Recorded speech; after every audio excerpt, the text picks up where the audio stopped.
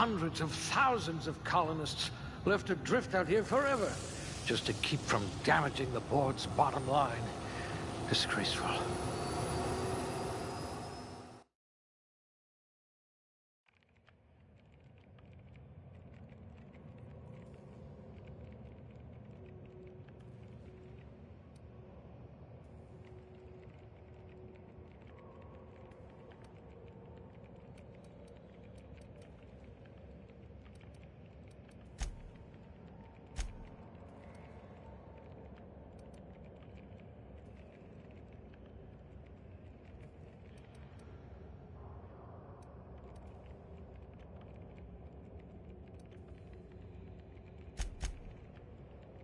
Your quick hands could get you hired by Sublight.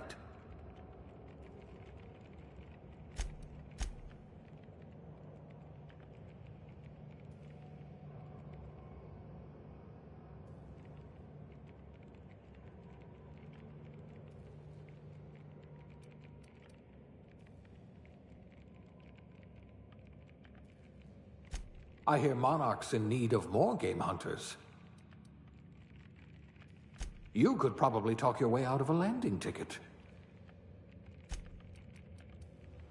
Subtle and discreet. Exactly what I need.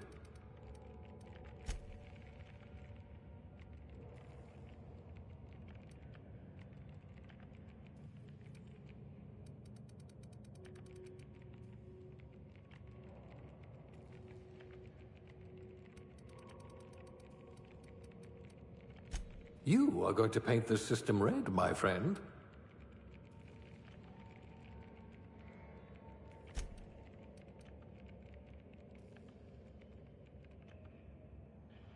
A pugilist! How exciting!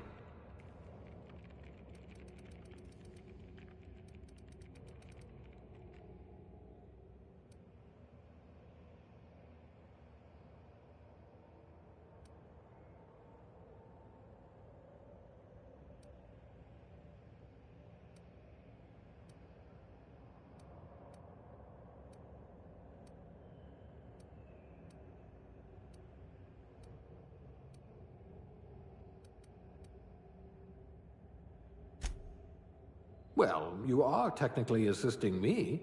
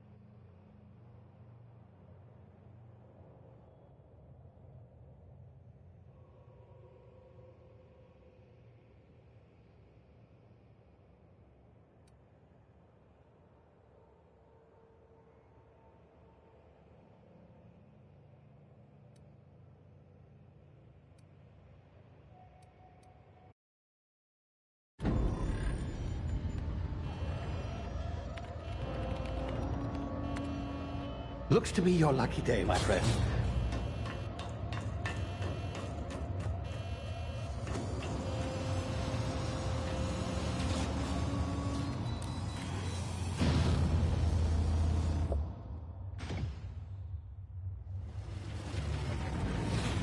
Please power down your engines and prepare to be... Not likely, bootlickers. Initiate skip jump.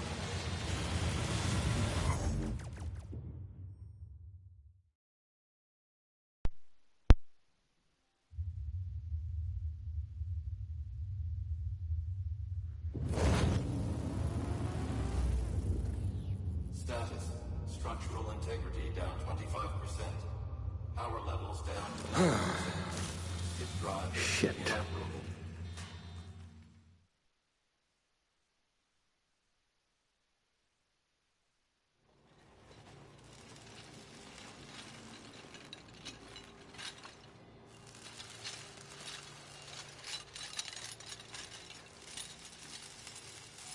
Ah, there you are. Wondering what's going on, eh? Bit of bad news there, I'm afraid. Your colony ship was inexplicably knocked out of skip space and forced to complete its journey at sublight speeds. This means that you and every other colonist on the Hope have been in suspended animation for 70 years, give or take. Normally, reviving someone after so long leads to some quite horrifying results. It's called explosive cell death, but it's really more of a liquefaction. Something wrong? Oh, yes, well, not to worry. I've pumped your body full of a special concoction I devised to keep you from dying so horrifically. Hopefully at all, but I guess we'll see, yes? Unfortunately, I used the last of my chemical supplies saving you. I know it's a lot to ask, but I must have your help securing more if we're to save the rest of your fellow colonists. I'd see it done myself, of course, but the board has a sizable bounty on my head. Now, my ship is inoperative, but I've managed to hire a smuggler to help you out. He'll be... Oh, I see we're in position. Good luck!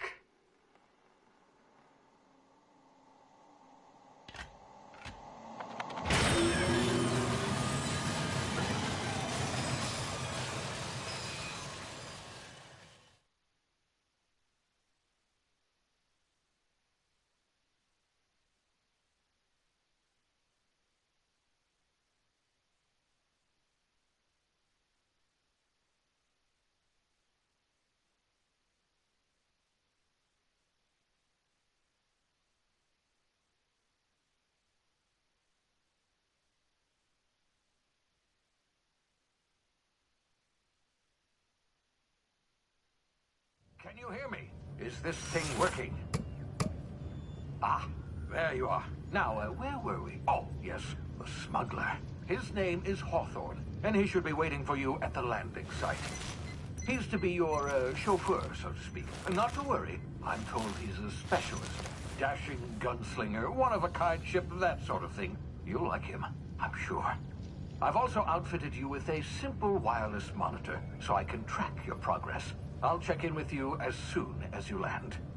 Good luck. All the colonists are counting on you.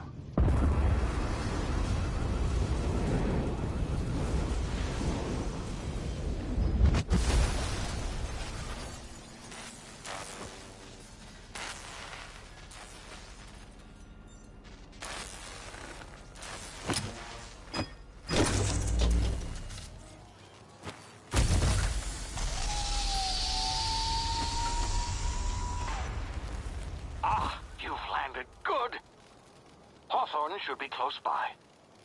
What in law's name? Is that him? Oh, that idiot. I told him to plant the beacon and move away, not stand there holding it. Oh well, no sense in letting his ship go to waste. Hawthorne won't mind you taking his ship. Better you than the board, huh? Not sure I trusted the fellow. Might have gone after the bounty on my head. Shame about the whole squashing thing. Nasty way to go.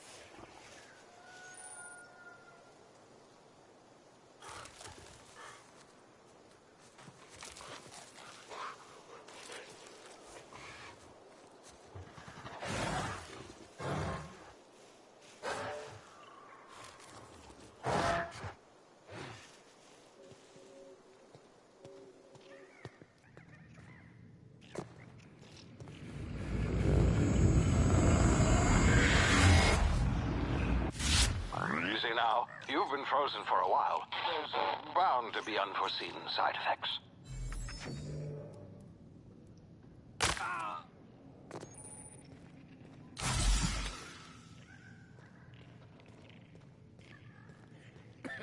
Hey, you, come here. You've tried the best now. Now try the rest. Spacer's choice. Oh, law, that stings.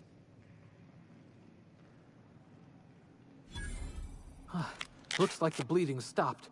I owe you one. Hope you don't mind me omitting this little exchange from my report. Spacer's choice doesn't like us accepting outside help. Oh, we're all part of the Spacer's Choice family here. Not that I deserve to be. Can't even deliver a company slogan. We were out on patrol. I saw a marauder camp up in the hills. Thought I could take him. Then my gun misfired. Right through my side. I mean, what are the odds of that, right? Just barely scraped by with my life. Crawled in here and blocked off the exit with those canisters.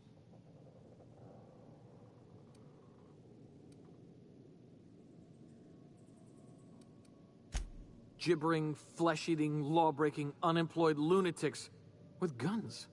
Some hullhead grounded their spacecraft out in the open. That's a real good way to attract marauders. See those canisters by the entrance? Marauders come sniffing around in here, and I can take them all out with a single shot. Not bad, huh?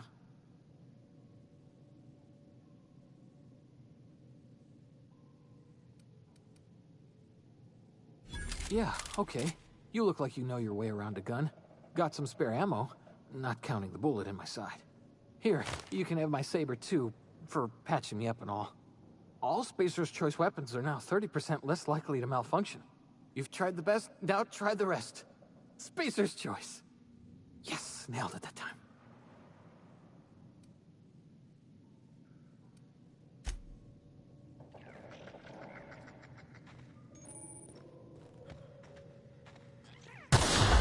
Damn it, my ears! Oh, what just happened? Can you hear me? What in the hell? This...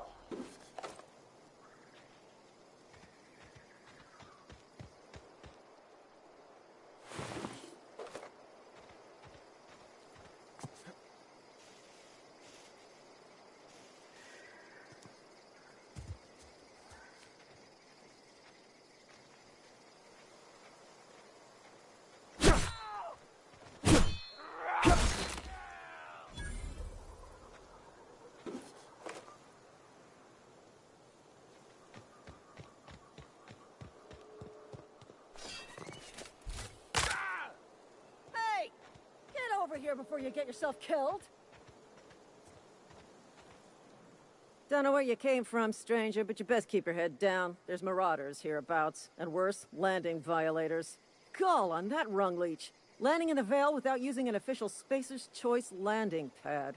I'd slap him with a fine if it weren't for all these marauders shambling about.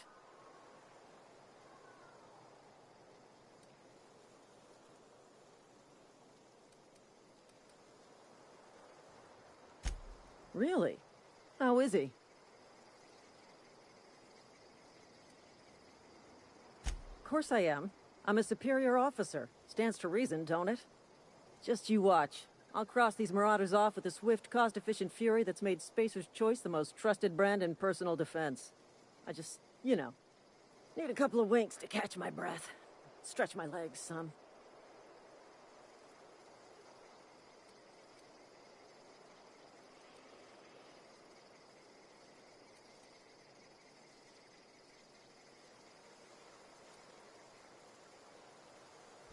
Well, sometimes. Management's real good at cost-benefit analysis. But, seeing as I'm the acting manager in this situation, you know what? You're right. It's time we cross those marauders off, find whoever owns that ship, and file a full report. Then it's gonna be fucking laminated. Here we go.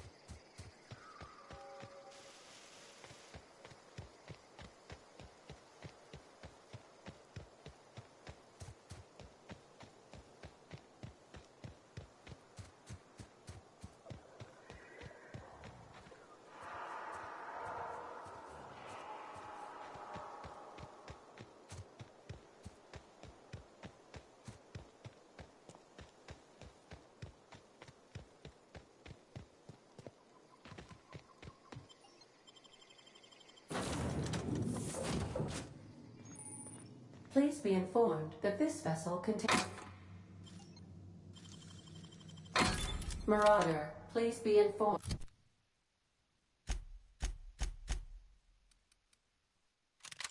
that ignoring me is dangerous for your health. Hello, Marauder.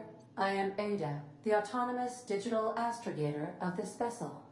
Please be informed that I am authorized to use violent retribution against unwanted solicitors. Please return any misappropriated equipment and exit this vessel in an orderly fashion. Failure to do so will result in your immediate destruction.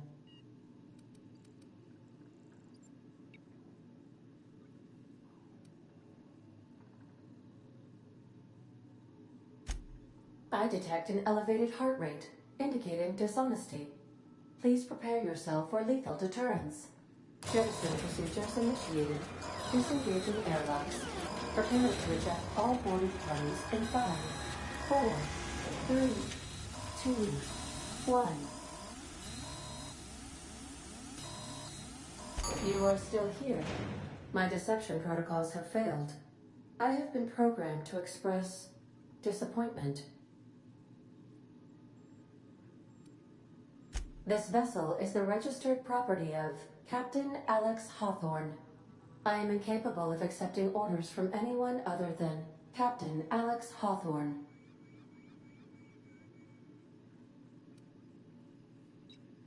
I understand. I will require some time to process this information. Thank you for your patience and for your honesty. I am programmed to take orders exclusively from Captain Hawthorne. If I accept your orders, then you must be Captain Hawthorne. Do you understand?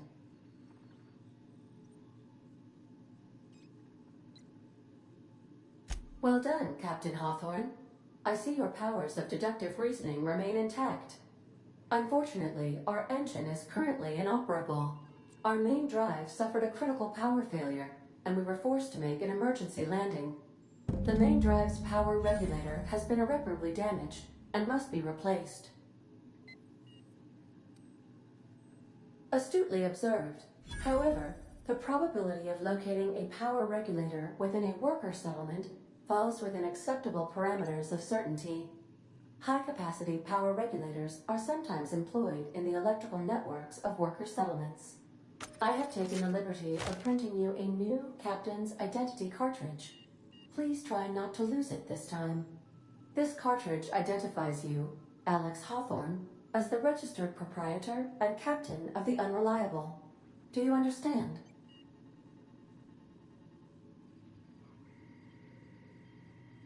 Best of luck in your search for a power regulator. Try to stay alive this time.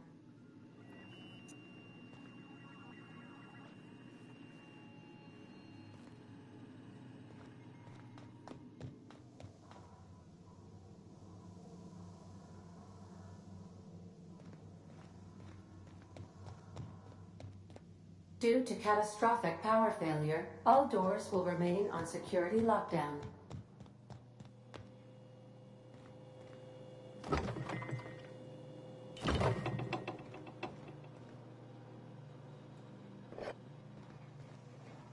These surveillance devices allow me to monitor you constantly. Please ignore them. Want to be a brand new you? Try out our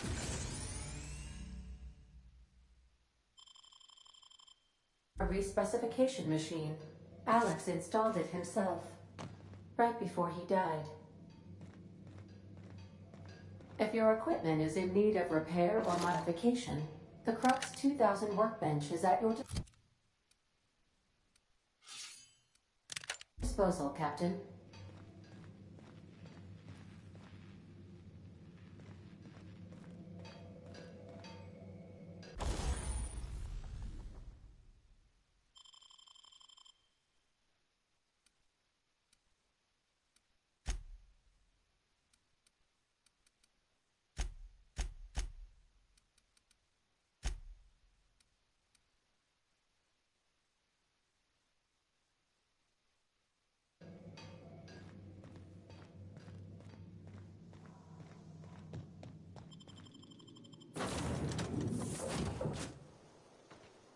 Say, this wouldn't happen to be your ship, would it? Because you sure walked in it like it was your ship. And if this ship is yours, well, mister, you owe Spacer's Choice a hefty fine. I'm afraid we gotta dock your pay.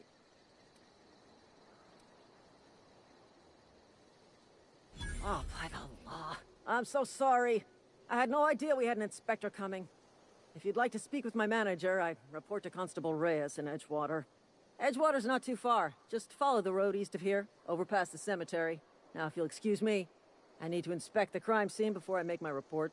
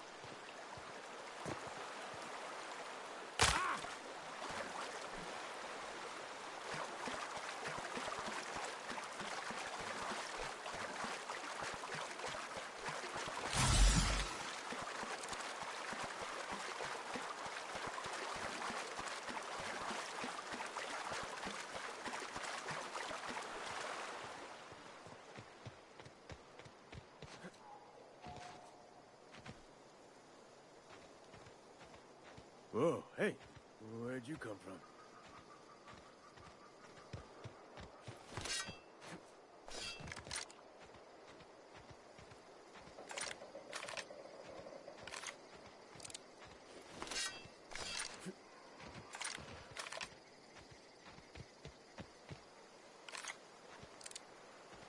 Don't go ambling out in those hills. That's Marauder territory, friend.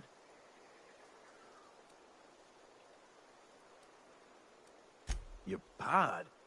What are you on about? You take a bruise to the cranium? Ain't safe out here. You'd best head into town. Avail yourself of Edgewater's high walls. And low prices.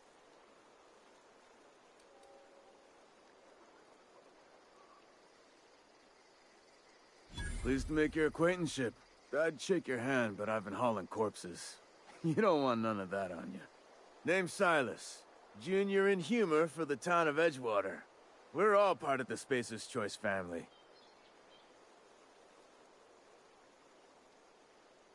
Definitely not the junior in humor, that's for sure. If you've got business inquiries, you should stop by Reed Thompson's office. He's up in the tower above the cannery. Head into town, follow the road. Look, you obviously ain't a worker. What's your racket? You a smuggler? Freelancer?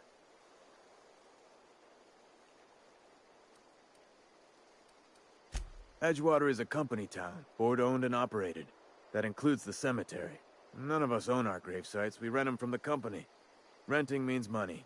Money means paperwork. Paperwork means signatures. Some of our families become a mite delinquent in paying their dues, you see? 4 workers still haven't paid up. Phyllis, Conrad, Ludwig, and Martin Abernathy. He's a special case. You may want to twist his arm a little. He just is. Look, I don't want to get into it. Just make sure he pays up.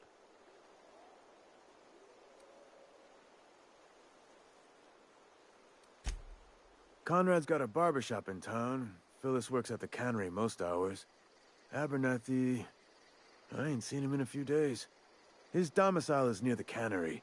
You'll find him in town. All except Ludwig, that is. He's over by the landing pad.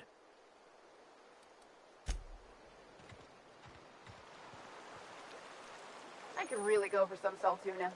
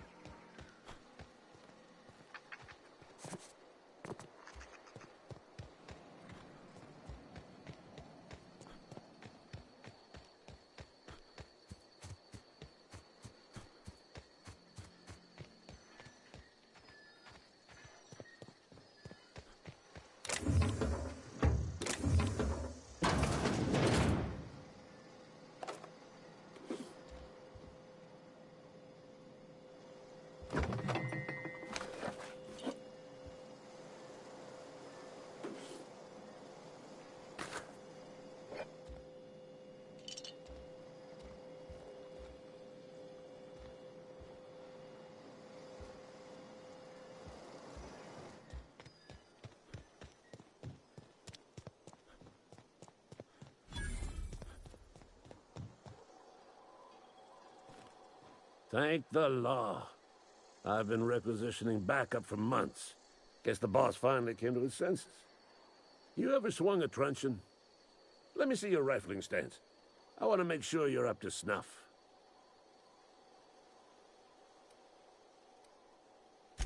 I told Silas I'd pay my dues if he agreed to join the Resistance.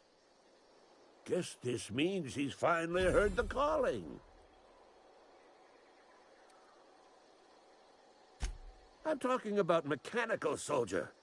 Cold, heartless automatons made of iron and lies. That's right. That's what I've been saying. We gotta square our shoulders and stand ever vigilant. Auto-mechanicals. Creatures forged in the fires of malevolence. I seen them over by the old power plant. Clattering about, firing at the birds, orchestrating their uprising. When the swarms of mechanicals come clanging on over that hill, where will you be? Cowering beneath your cot? Or standing, shoulder to shoulder with the Resistance?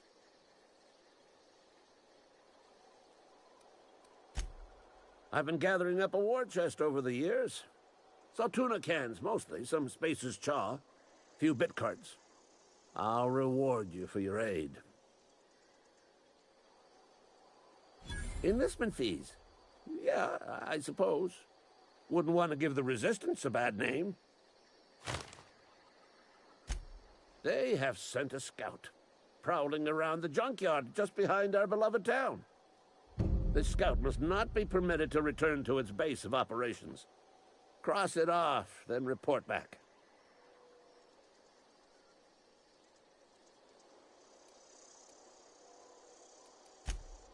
Mechanicals got a weak spot in their midsections. I think the technical term is, the blue glowy square thing.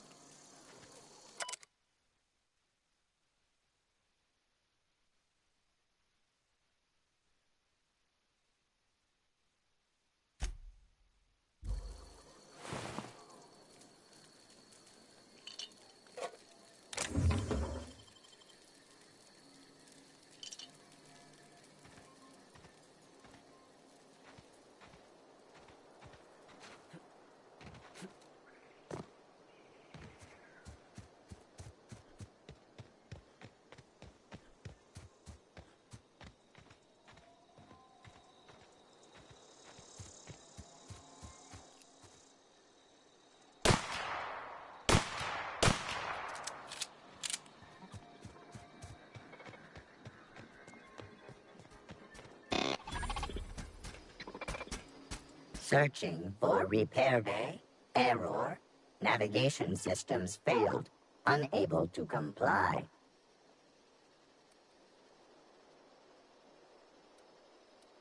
Damage to navigation systems detected. Attempting to return to designated repair bay. Error. Navigation systems failed. Navigation systems have determined this location as Spacer's Choice, designated mechanical repair bay. Attempting to misdirect or confuse a Spacer's Choice mechanical is a punishable offense. Please report yourself to your supervisor.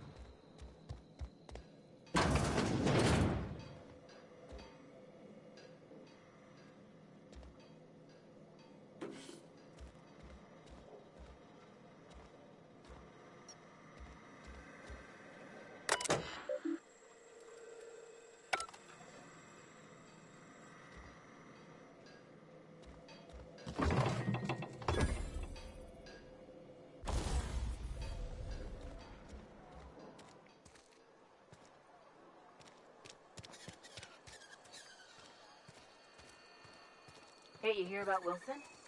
Heard Marauders got in. Just between us, Wilson deserted. Lost his nerve. Ran off in the thick of night. You're kidding me. Damn. Always thought he was made of sterner stuff.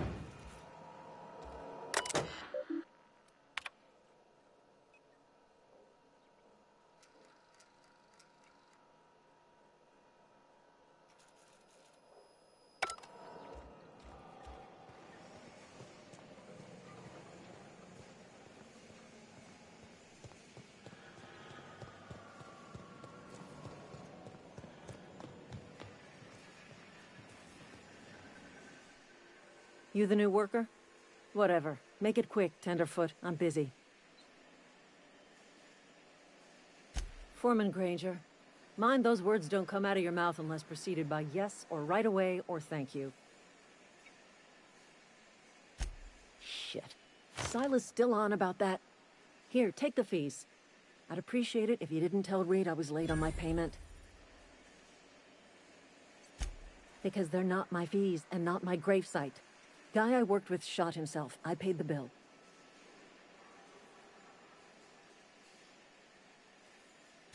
I could do without the sarcasm. Wasn't acting out of the goodness of my heart. Law requires delinquent gravesite fees to be paid by the deceased party's closest living relative, which meant me. Shame, though. Eugene was a good worker. Woke up one morning and put a round through his upper story. Can't imagine why. The kid was doing all right at his desk. We all thought he was an upstanding receptionist. Just between the two of us, I'm pretty shocked his weapon didn't misfire. Spacer's Choice handguns aren't the most reliable. Eugene wasn't family. Yeah, I was the closest living person relative to his body at time of death. I'm the one who found him, you see, so I pay the fines. Suicide's a crime. The legal term is irreparable damage to company property. What Eugene did to himself was vandalism.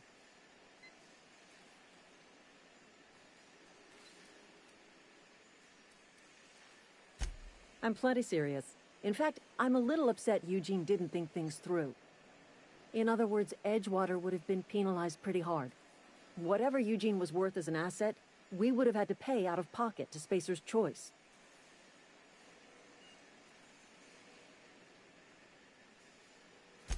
Well, excuse you. I'll have you know, Eugene was an asset to us all. May his atoms be commended to the law. All I know is Silas asked me for Eugene's gravesite fees, which means he was approved for burial, which means his papers went through, which means the town's in the clear. I'm just glad to put this whole ugly affair behind me. Eugene can rest his bones in peace, and the rest of us can get on with our own lives.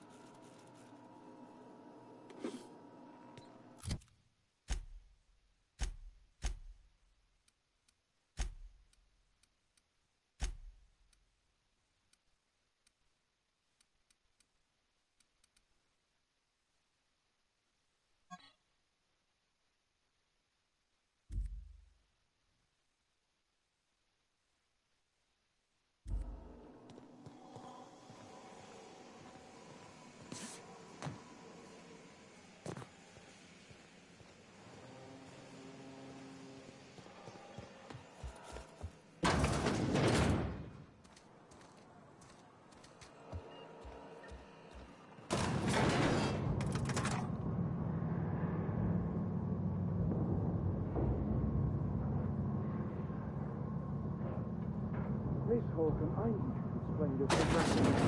The grease monkey, Argo? I'm sorry, Mr. Thompson, sir. You asked why it's taking so long to fix. The answer's technical. Don't apologize. Just try using small words for me. The cans bust open in the oven because she's set to cook saltuna, which isn't what we've got. Mr. Thompson? I think there's someone here to see you. Focus, Miss Holcomb. You and I are still talking. Let's start over. Walk me through the process. Show me where it's going awry. Well, sure. It's, mostly on account of what we're feeding into the mechanism. It puts food in cans. We have food, we have cans. Why won't it work like we need?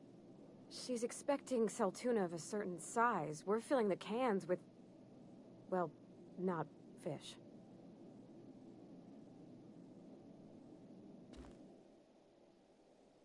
Seems we've got a guest. Really now, Parvati, I do wish you'd spoken up. I do apologize. I was given no forewarning of your arrival, or I might have welcomed you at the gates myself.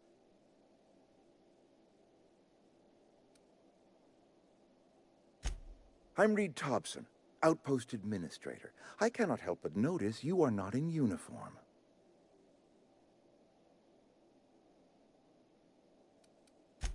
Of course not. I don't have that kind of luck. Seems I allowed my excitement to run away with my wits. Been a few seasons since we've had a visitor pass through.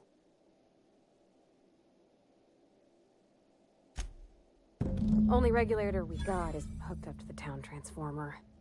Mr. Thompson ain't liable to be keen on dismantling it. I beg your pardon. I am most emphatically not keen on any such thing.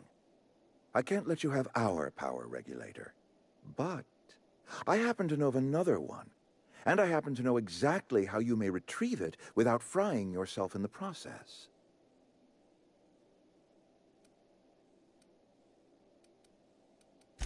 My proposition benefits the both of us. Please, hear me out. There's a power regulator in the old botanical lab. It's mostly abandoned, so all that power is being squandered. Go down to the geothermal plant. Reroute power from the botanical district over to us. Once their power's shut down, you can have their regulator and be along on your way.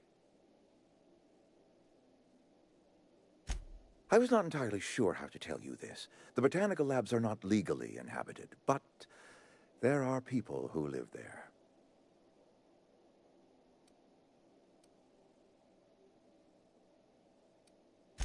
The people living in the botanical labs, they're deserters, former workers. I need them back at their posts. I need them to come home.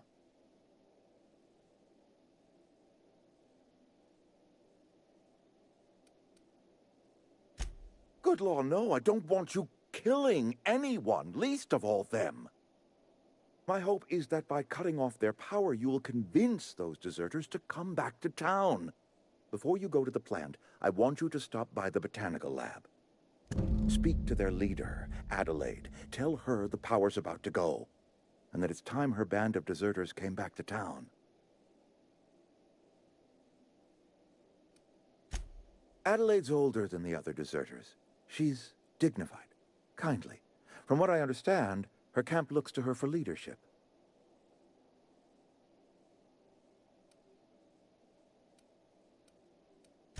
I am asking you to help us survive. Edgewater needs more workers or we will collapse. We belong to one community, the Spacer's Choice family. If we dissolve into factions, then we will all perish separately. Adelaide will understand that. Of course, I understand completely. Here, let me give you the passcode to the geothermal plant. A sign of good faith for so politely listening to me as I ramble on. Are you setting off for the Vale? Because I know my way around. I mean, in case you want a guide. I mean, if that's all right with you, Mr. Thompson. Sir. I hesitate to part ways with Miss Holcomb, but I cannot deny that she is talented and may prove useful to you.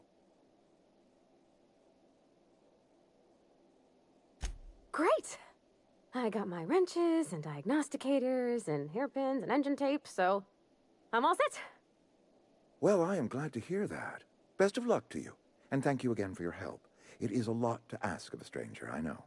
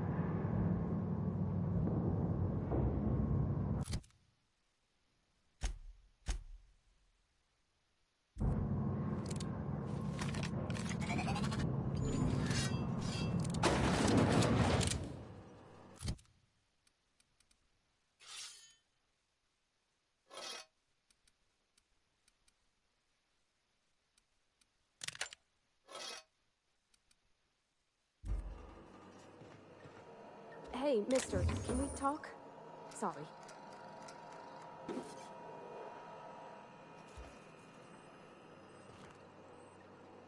Can we talk? Sorry. You just want to get out of here. And you likely don't want to tag along like me. It's just, Mr. Thompson has his own view on matters, on account of it's his job and what all, but that's not the only side of the tale.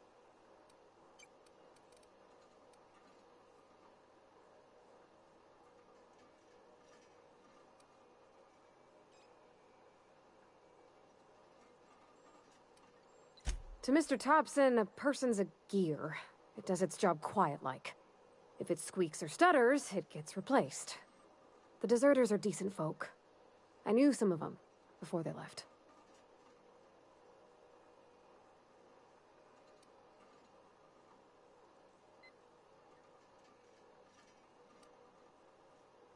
Miss McDevitt? Oh, gosh, no. She was a real important person. A flavorist. Made all the food taste decent. She used to work up in the big office with Mr. Thompson. Alls I know is she left after her son died. It was a real big to-do. I could hear them both yelling clear from my own place.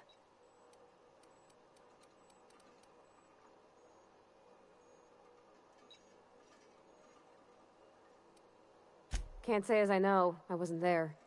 The sound carried, but not the words. If Mr. Thompson ain't of a mind to tell you his own self, you'd best ask Miss McDevitt, if you can get out to her. I don't know anybody well. I mostly listened to them talk, kept my head down.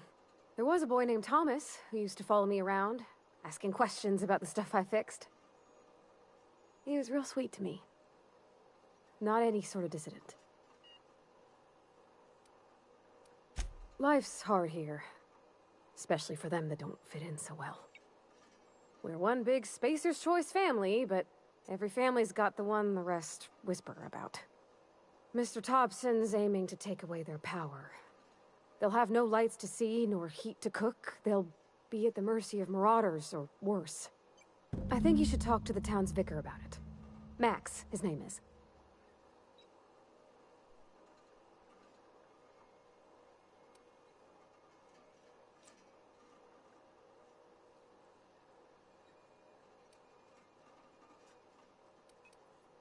Thanks, mister. I just think when you gotta make a decision that'll hurt somebody, it's best to think on the right and wrong of it. That's what my dad used to say anyways.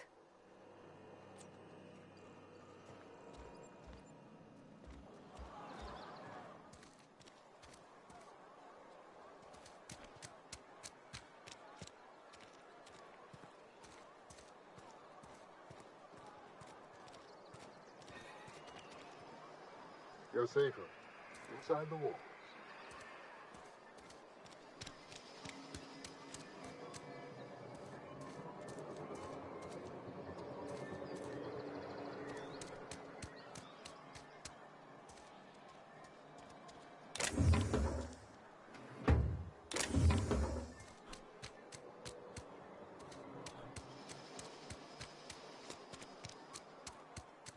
I'm sorry. I'll just be a minute. You had a minute. Next one comes out of your pay. Ease off the threats, friend. I'm going. Boss's orders. We all got quotas to make.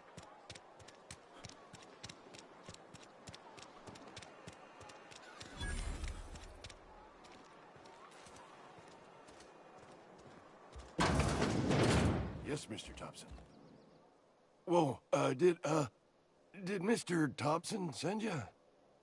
Well, you tell Mr. Thompson I'll be right at my post. Tomorrow. Bright and early tomorrow. Because I'm definitely not plagued. As spry as a spring chicken. That's old Abernathy.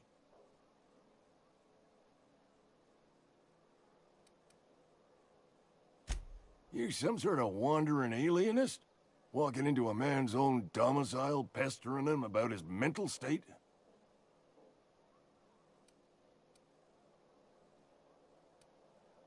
Silas knows, doesn't he? That's why he sent you. That's why he wants me to pay up. He knows. Sounds like he's already told you. You may as well hear it from me. I'm dying. I'm not long for this world. The date of my expiration is fast approaching. And soon I shall be ushered through the great cannery in the skies. Don't say that, Mr. Abernathy. You still got a couple decades in you. I'd steer clear, Ms. Holcomb. My affliction's bound to be contagious. It's plague. Has to be. Silas knows. He knows I got one foot in my grave, and now he wants to charge me for the other one.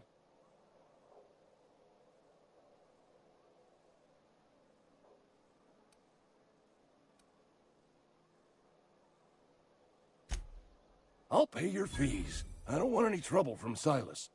But if you could see a way to freelancing for me, I could really use the help. There's a cache of anthracillin tucked away in the old community center. Powerful stuff. Stronger than what we got, anyway. I need you to break in, nab that medicine, and bring it back to me. You oblige me with your haste. I think I feel the plague spreading. Oh, Law, it's in my spleen now. I can feel it.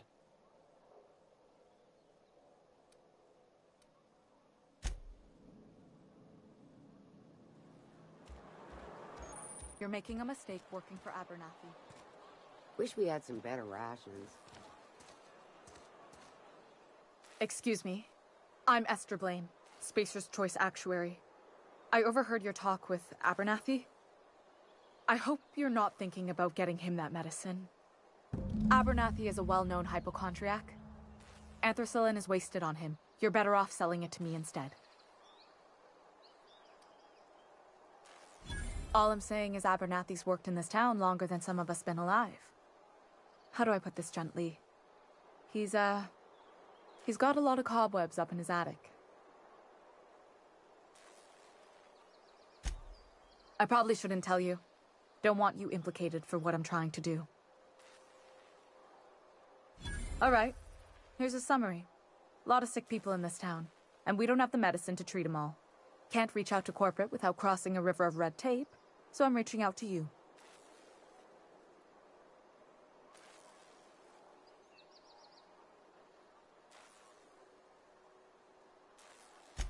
I'm paid better than Abernathy. Whatever he's giving you, I will do you one better. That's all I can ask of you.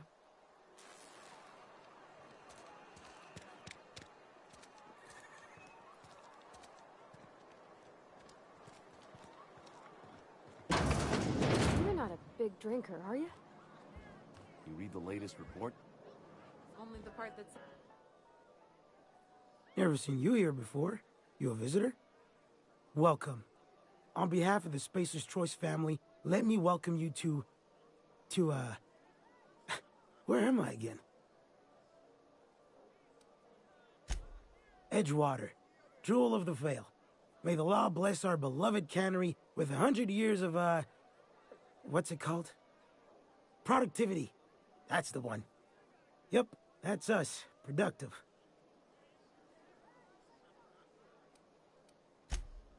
Oh, it's fine. I'm only on my 3rd bottle. I don't start heaving up my guts as long as I can count to 3. Company lets me imbibe as much zero-G brew as I can afford. Even gave me a discount on account of my injury. You jealous yet? Yep. Got my mid stuck in a rotor wheel. Shredded my wrist up real good. Conrad went and sewed up my hand, but I couldn't do much about the pain. Boss was real generous to me, though. Got myself a 5% discount on zero-G brew. After the 2nd bottle, the only pain I feel is emotional. Hey, Conrad's a surgeon. Well, he's a barber. That's like surgery, but for your hair.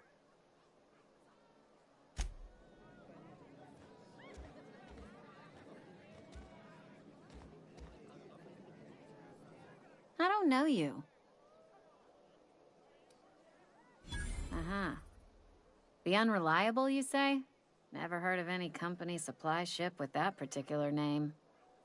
I don't know what you're about, but this here's a Spacer's Choice drinking establishment. We're all loyal, hard-working company folk here. Am I that easy to read? Yeah, we've been having some problems lately. Loyalty issues, lines in the sand. I know where folk in Edgewater stand. But you, I don't know you. If you're gonna have a drink, I'd like to ask that you do it within the premises. Can't have you taking drinks over to those deserters.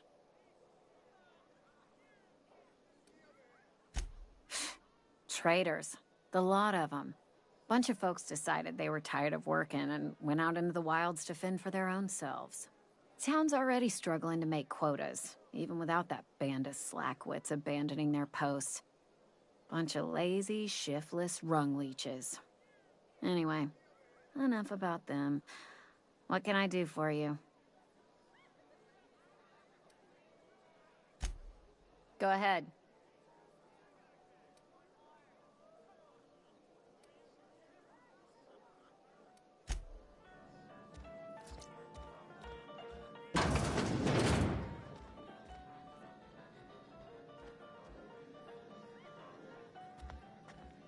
Okay, going quiet.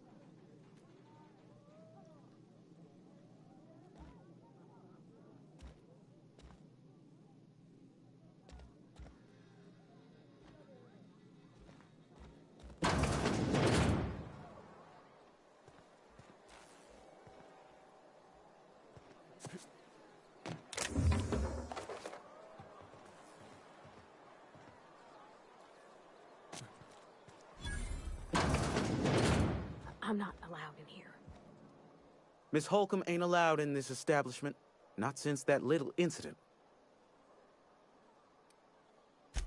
Absolutely. I'll keep my hands in my pockets. I won't touch anything while we're in here, Mr. Moreau. I promise. Music to my ears.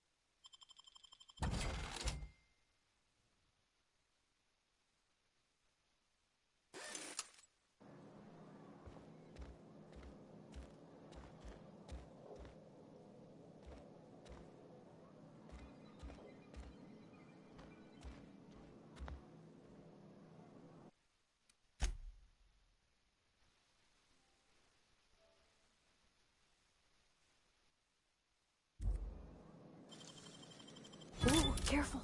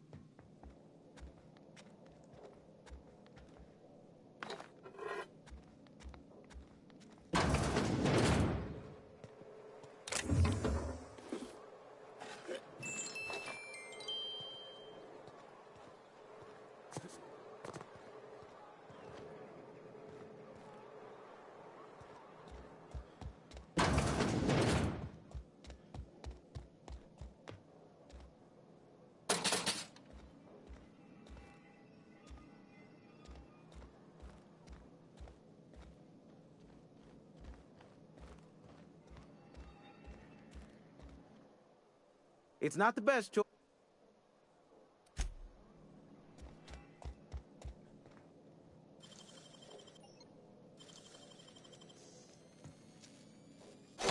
Wow, you got that.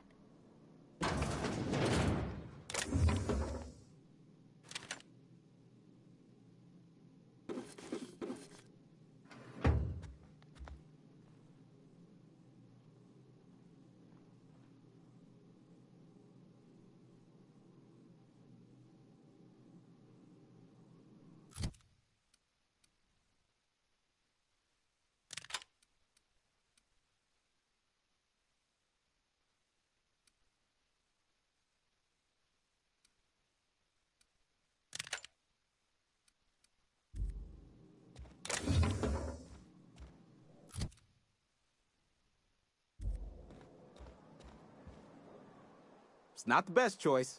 It's Spacer's choice. Music to my ears.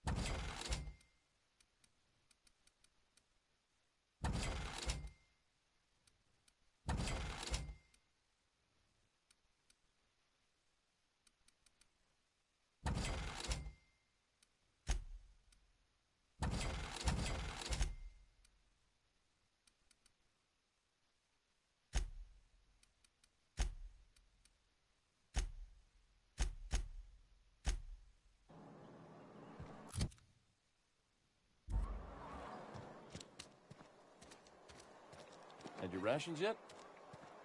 Yep. 2 whole... Oh, I cut my own hair. But Please don't touch anything. Your hands are probably crawling with germs. Physical hygiene recapitulates moral hygiene. Cleanliness is next to lawfulness. No, thank you. That's quite all right. I've seen enough body parts in my line of work. I'm Conrad. You will report to me if your hair fails to meet Spacer's Choice aesthetic standards. You will also report to me in the event of your death, whereupon I will clean and prepare your remains for interment.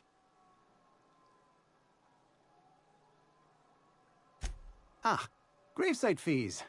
Silas and I had talked about this at length. I thought I'd made it clear my pecuniary situation precludes the necessary restitutions. As broke as pie crust, friend. Bidless, indigent, destitute. I simply cannot afford it. I am a blemish on the prosperity of our fair settlement. When I expire, I expect Silas to toss my body into a ditch.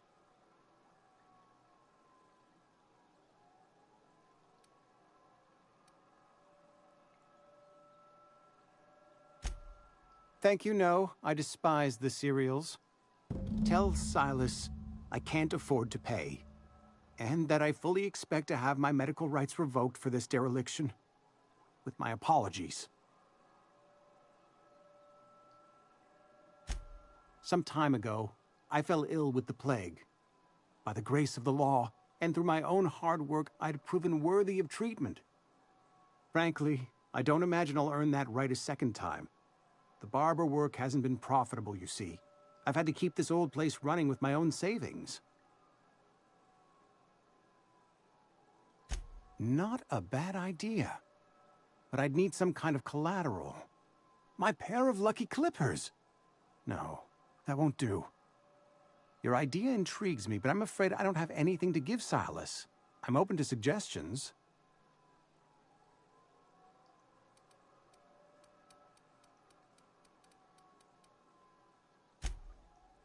Much obliged.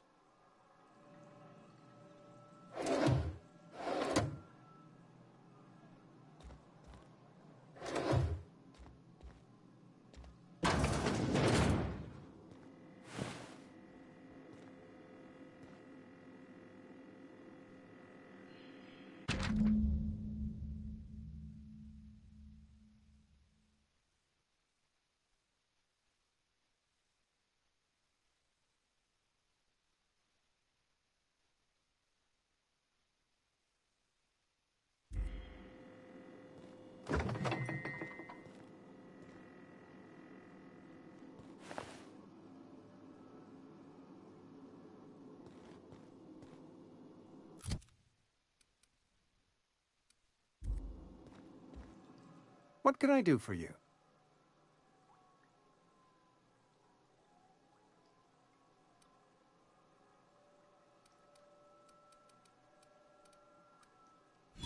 Oh? Am I in the company of a fellow doctor?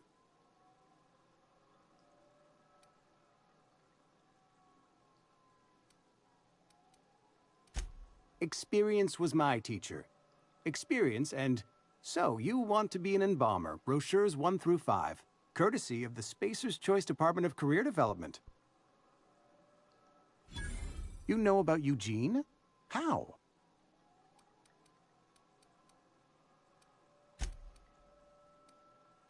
Then, you know Phyllis suggested selling off Eugene's gold teeth. I didn't approve of the idea then, and I don't approve of it now. Eugene's golden teeth were a family heirloom, representing 3 generations of poor dental hygiene. He took them to his grave.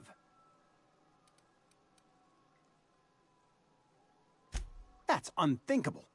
Eugene's body and all rare earth minerals contained therein are solely the property of Spacer's Choice. I can't ask Silas to dig up a man's body and pry a few teeth loose from his jaw just to pay my bills. Can I?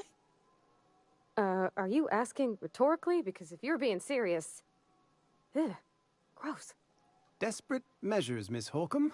Desperate measures. I'm going to have to ask Silas to dig up those teeth.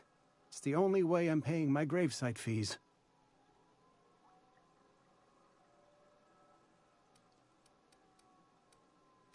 Here you are. Gravesite papers affixed with my signature and an IOU.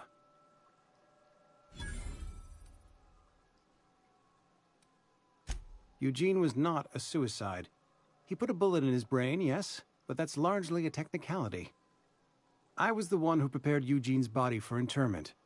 I discovered symptoms of the plague on his corpse, and I discovered medicine in his pocket. Lots of medicine. Eugene overdosed on adrenatime, which is known to cause psychosis and paranoia as possible side effects. The paranoia drove him to take his own life.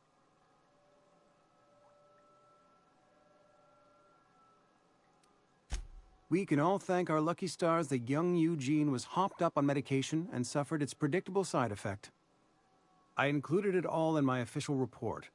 I'd like to think I saved Edgewater a great deal of money. We never could have paid the fines associated with a suicide.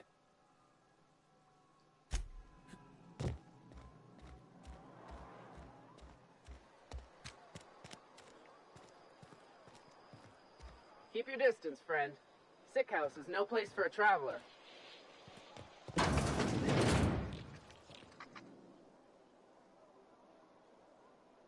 I appreciate the company and all, but you really ought to leave. You don't want to be seen around me. Because I'm sick. You don't want to associate with people in the sick house. I'm in about as much trouble as I can be. No reason you ought to be tarnished by association. People are gonna talk.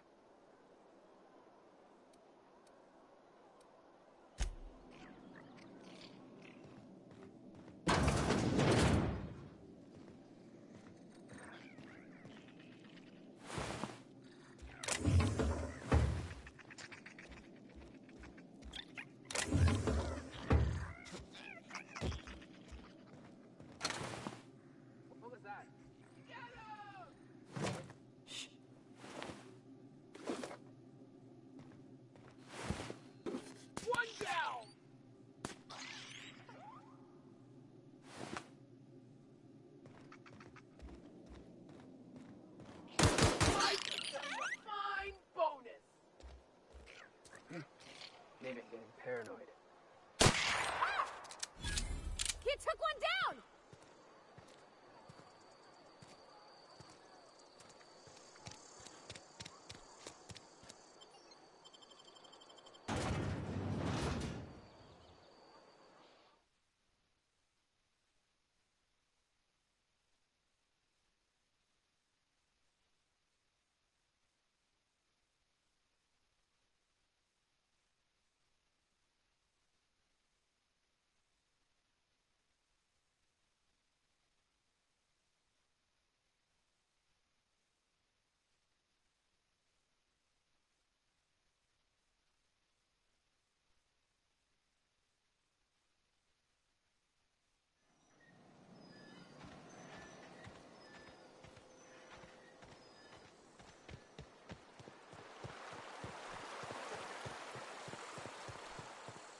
Hey, Miss Parvati. Lovely to see you about, Miss Parvati. Things going all right, Silas? Been keeping him careful and true, miss. Best to ask her yourself. My dad's buried here. Silas watches over him when I can't leave the house. Oh. Well, thanks. Something I can do for you? You run into any trouble? Reliable work from a freelancer. That's gonna take some getting used to. And I'll buy you a drink sometime. Suppose you've earned it. One good turn deserves another.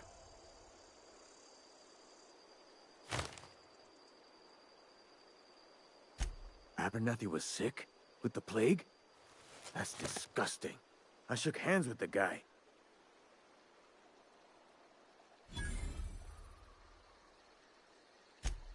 What? No. If I knew he was sick, I would have had him reported. I needed his fees because of his name. A, for Abernathy. He was at the top of my list, you see?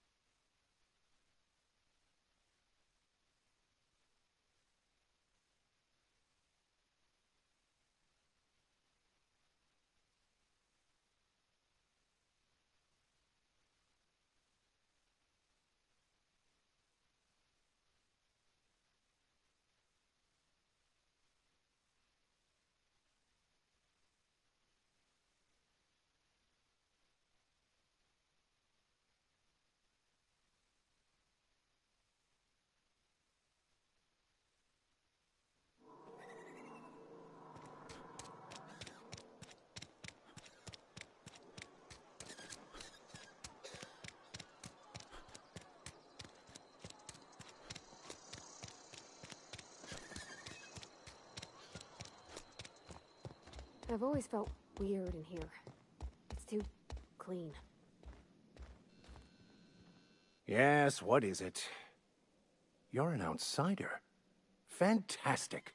Vicar Maximilian de Soto, at your service. Or Vicar Max, if you're the sort who prefers brevity. And Ms. Holcomb as well. How rare to see you out.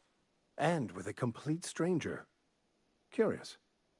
Just tagging along, Vicar de Soto. Don't mind me. I so rarely get new people to talk to. Name your poison, anything at all.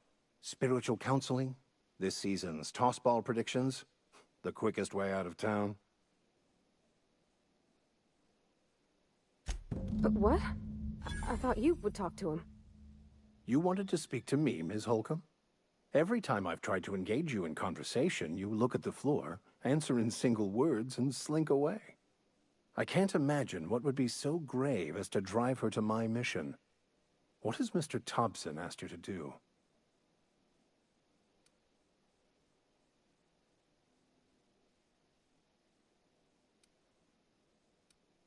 Depriving them of safety from the marauders and wildlife.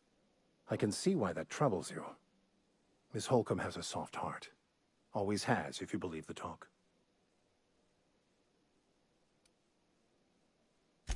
They rejected the order of society and live beyond the walls so thoughtfully provided by our Spacer's Choice patrons. Does that strike you as a responsible life choice? Astute. But I am here, not in the deserter camp, so that's not a variable I can account for. Assuming your goal is to save as many as possible, then you should bring everyone together. Send the power to Edgewater and convince the deserters to return to the fold.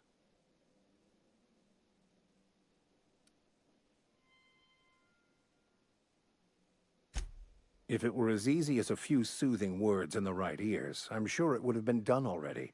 Consider it a challenge. If you don't mind a bit of unsolicited advice, be cautious on your way to the geothermal plant. It is not as safe as you might assume. One of the reasons I transferred here was to fulfill my duty in hunting down banned heretical texts. I happen to know such a book is, as we speak, tainting a collector's library in Emerald Vale. However, the collector's residence lies outside the town's walls. My retrieval efforts have been thwarted by marauders who have overrun the property.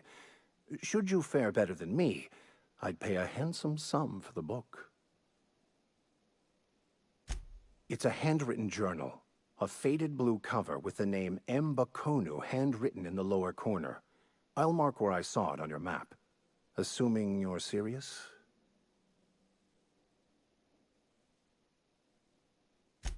Thank you. If you retrieve it, you can always find me here.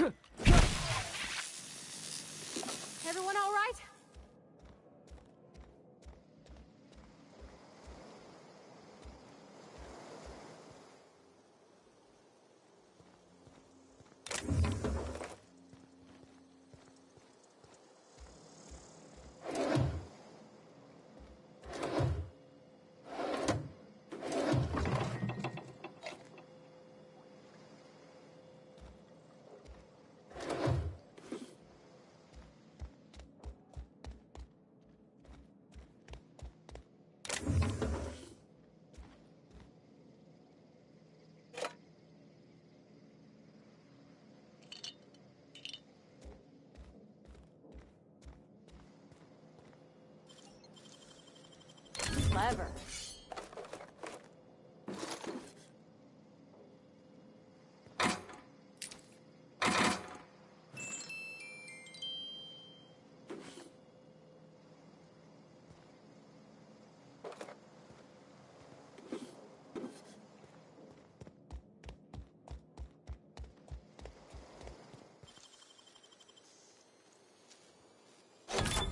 Done.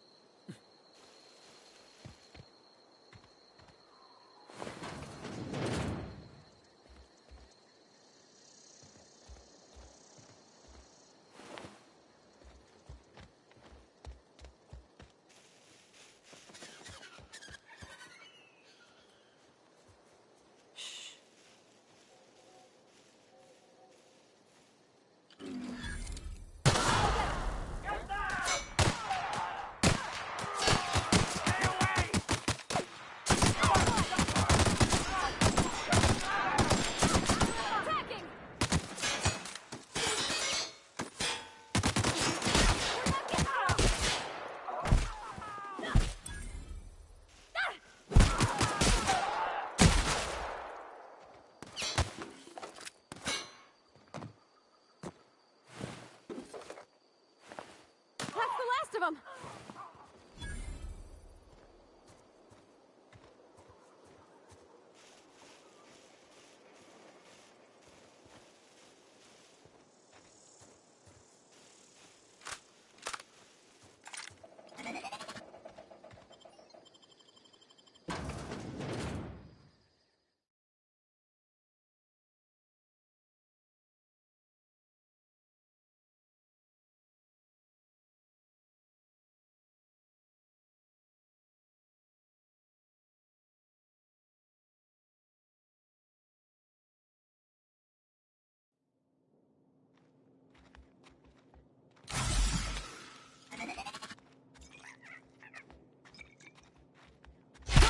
Real slick.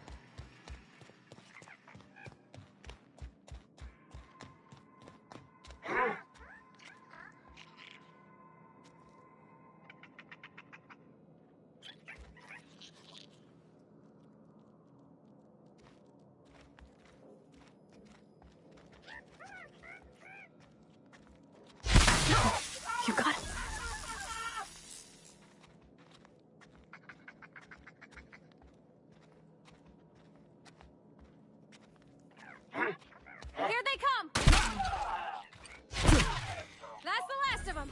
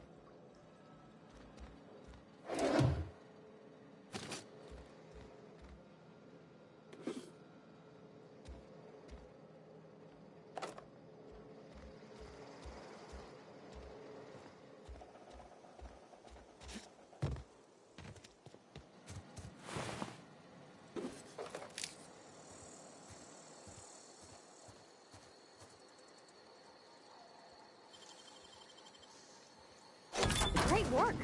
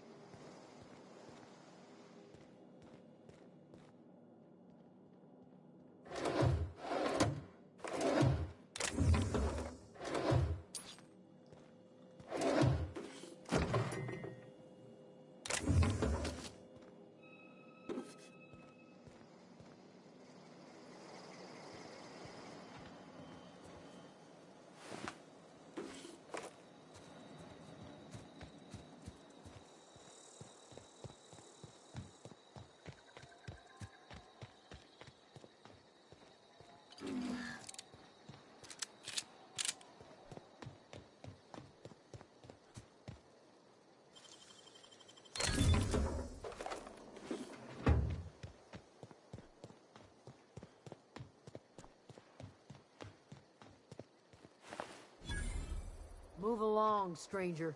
We don't want any trouble. I don't know you. Whatever you're looking for, it ain't here. Move along. Answers, huh?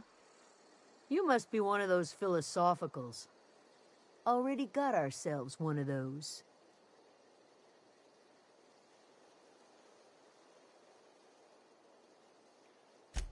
A geo what? Look, plants ain't my purview. You're better off asking after Adelaide. If you're gonna start wandering around my camp, know that I got my sights on you. Over in the hothouse, tending crop.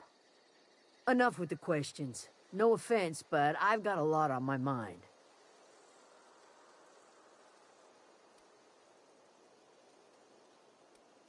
You don't know what enough with the questions means? No, I'm sorry. That was unworthy of me. Lady named Zoe went missing some nights ago. Just up and vanished without a trace. Now I'm pacing around wondering if marauders got to her.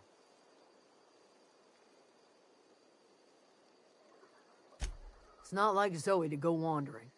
Figured she might be out scavenging, but that ain't exactly her talent. Can't imagine where she's gone. Vale's a wide place. She could be anywhere.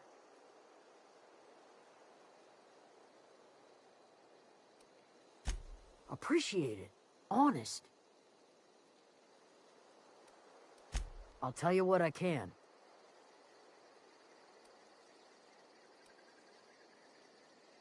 Well, enough to know we never got on. Zoe and Stefan were close. If anybody knows the workings of her mind, he does.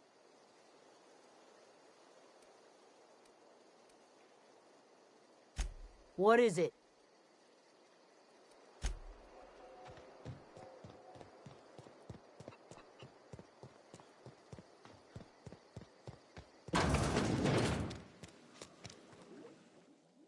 If you're hungry, there's meat turning on the spit outside. If you're bearing illness, find a place to lay your head down and I'll fetch you a poultice.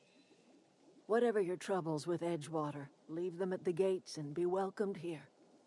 Any questions, dear?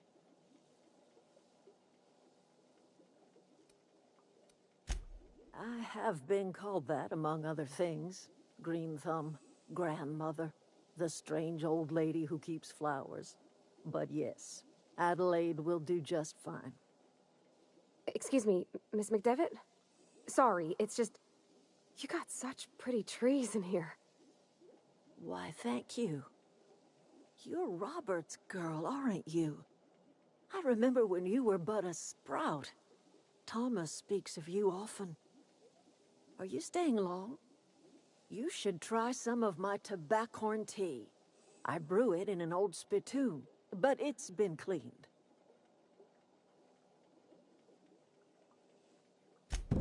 Reed Thompson, you here on behalf of that cold-eyed reptile? Let's hear it. What's Reed's idea of peace, then?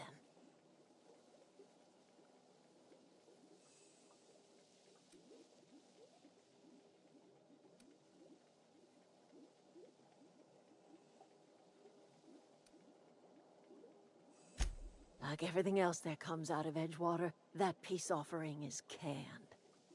I and my own are living just fine out here by ourselves.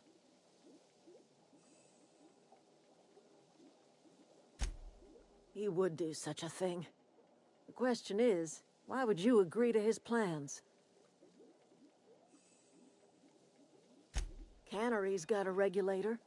You want ship parts, you ought to rip him out of the cannery's guts and leave us be. If you're going down to the plant, you should divert power away from Edgewater and toward our end of the grid. Think about it. You'd be liberating an entire town from a lifetime of service to that odious cannery. Seems the sort of thing a hero would do.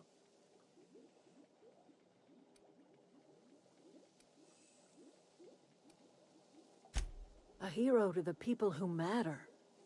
To us. To the ones who come around. To the ones you save.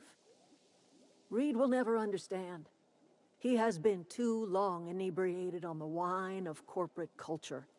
All he sees is productivity, output, profits.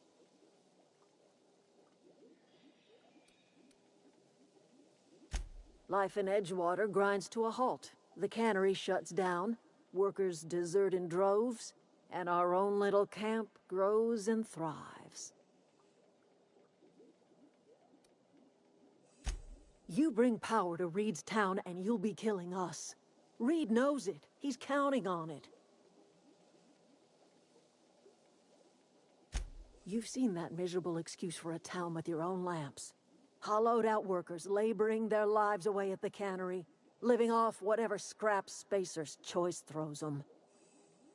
You know that's true, don't you, Ms. Holcomb? Your father died of overwork. His heart gave out.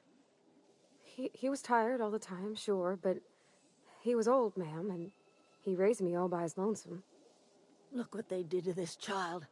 Lost her family to the company, and still she defends them.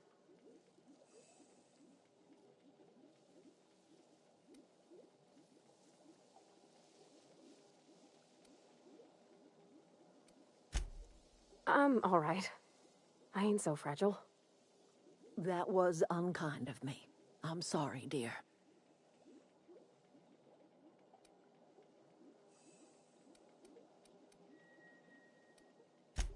I trust you will listen to your conscience.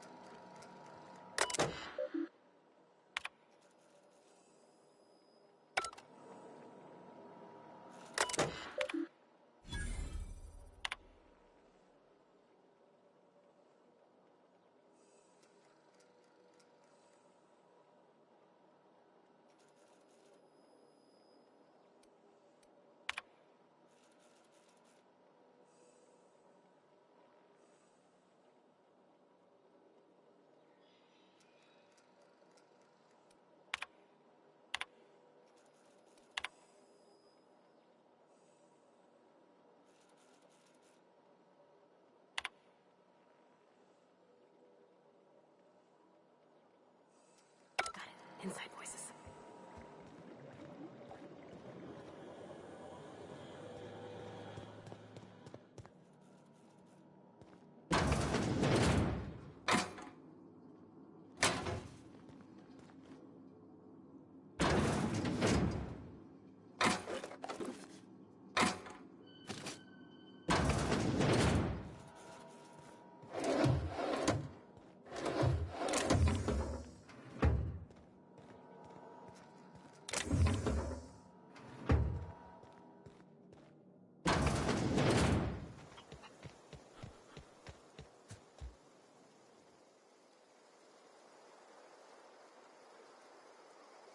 Something I can help you with?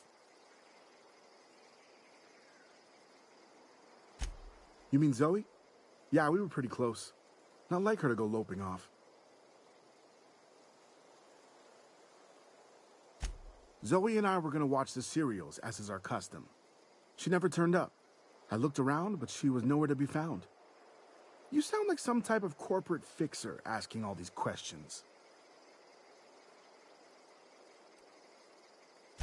Zoe was always obsessed with this serial. Masked Marketeer. A scion of Byzantium turns to banditry and teaches his marauder companions the wisdom of free market economics. Shame she up and vanished when she did. I had a surprise lined up for her.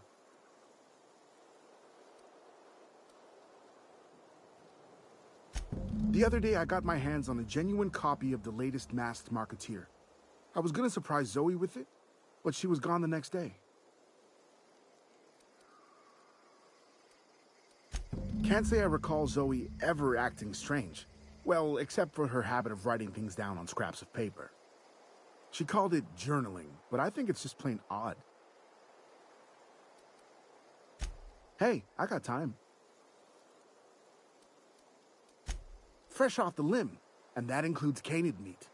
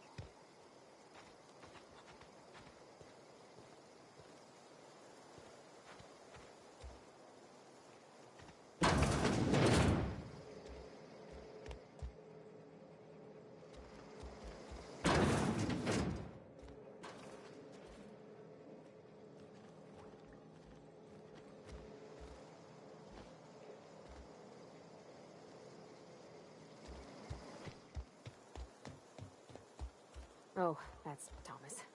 He used to follow me around before he left the cannery.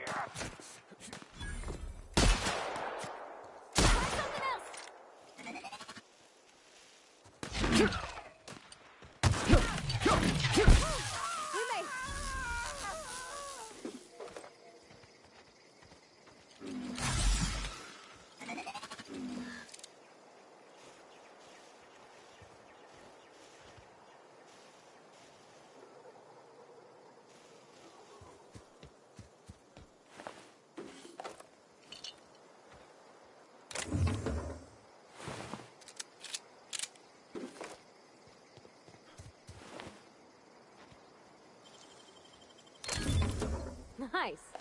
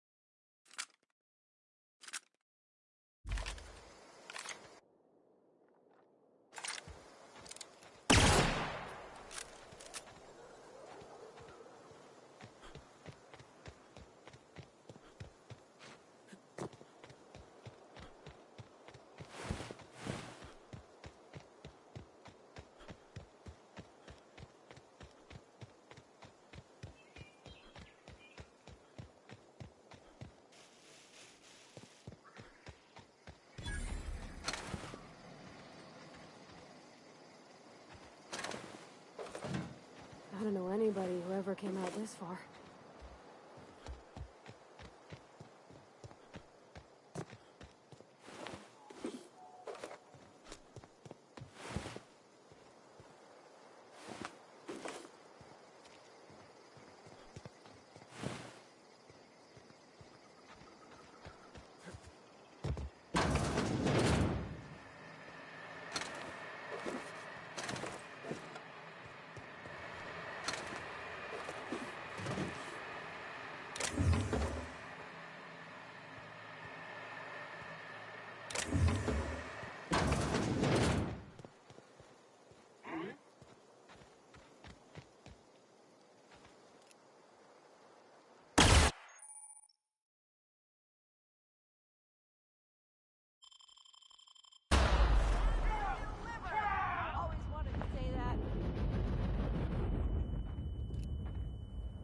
Leave him to me!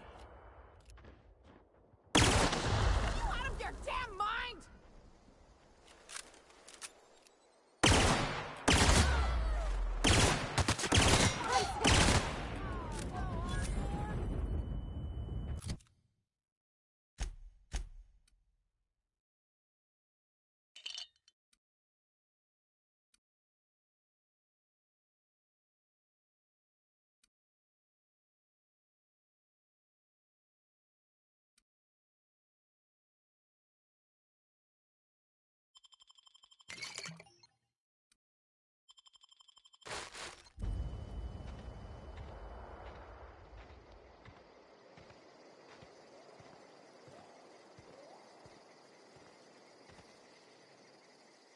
Wow, you crossed them all off, like some sort of heroic accountant running down a list. Teach me your ways.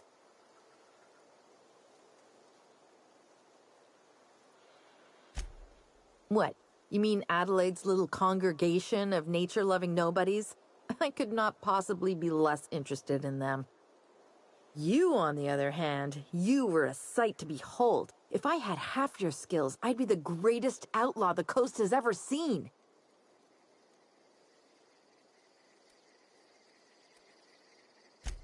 Why? Adelaide wants me back on garden duty or something? Thanks, but I'm not going anywhere. This is where I belong. I doubt that. Nobody in that camp really cared about me. Yeah, I suppose you're right. Also, he could carry on a conversation, unlike these hooligans. I'll take my stuff and head on back, I suppose. Grace is going to be glaring knives at me, so I've got that to look forward to. I'm great at clarifying.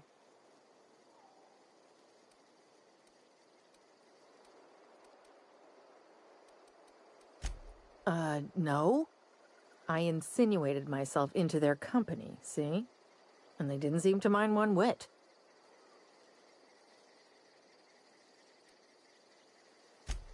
I don't know. The vital processes that constitute the miracle of life are mysterious and unknowable. Oh, you mean around these guys? The Marauders wouldn't hurt me. They love me. I'm practically their queen. Yeah, it must be my natural charisma.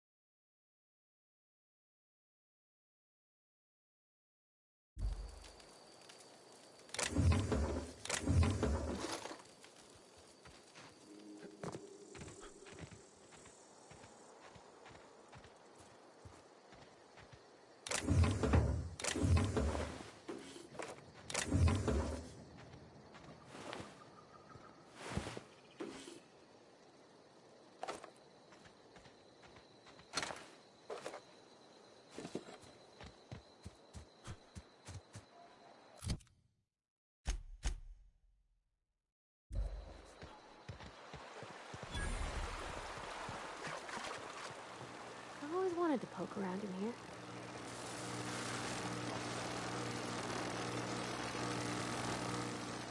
Processing. Searching for unauthorized persons.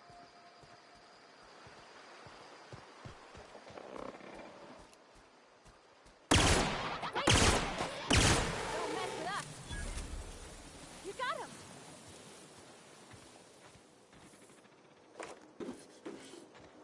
Search failed. Suspicious data not found.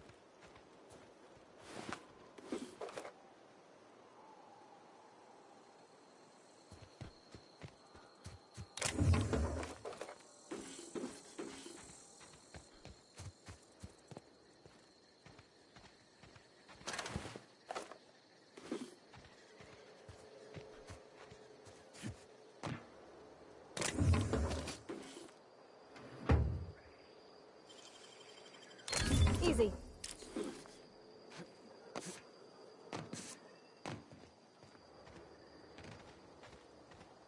System.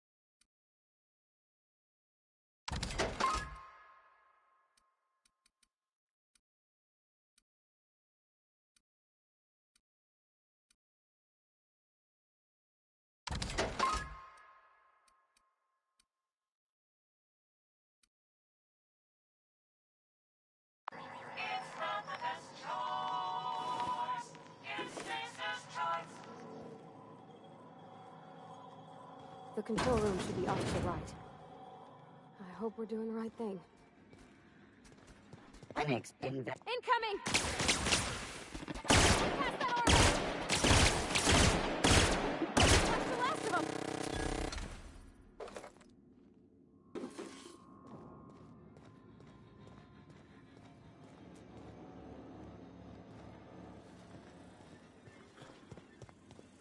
System alert.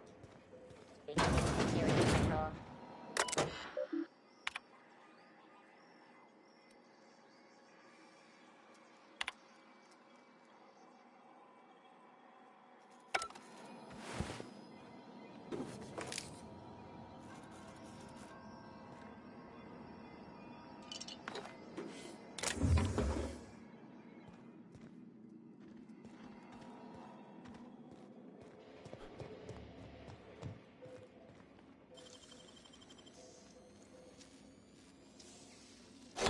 It's done.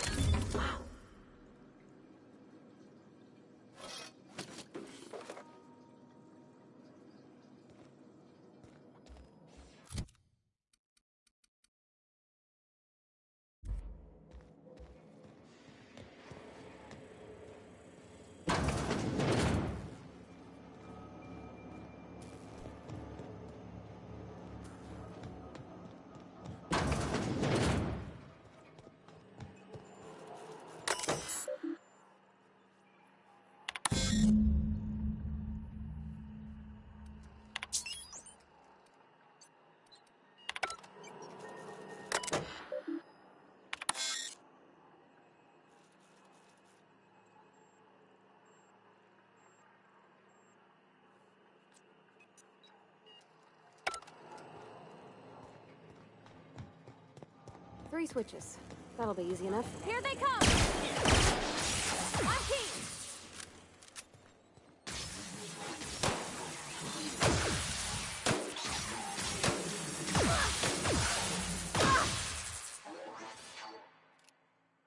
Everyone all right?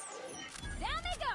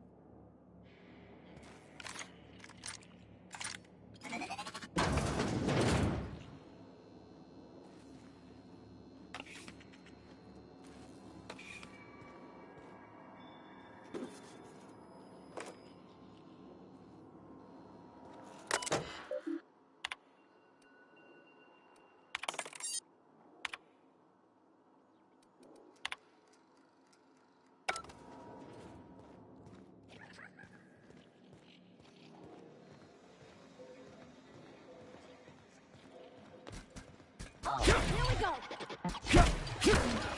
We're pretty good at this!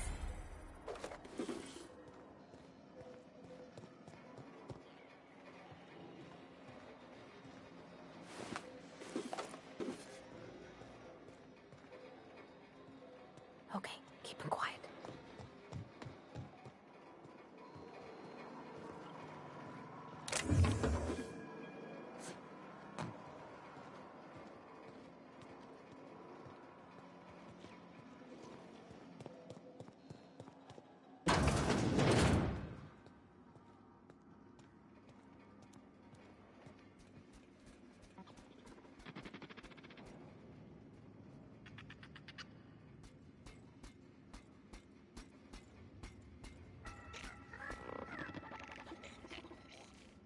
unexpected.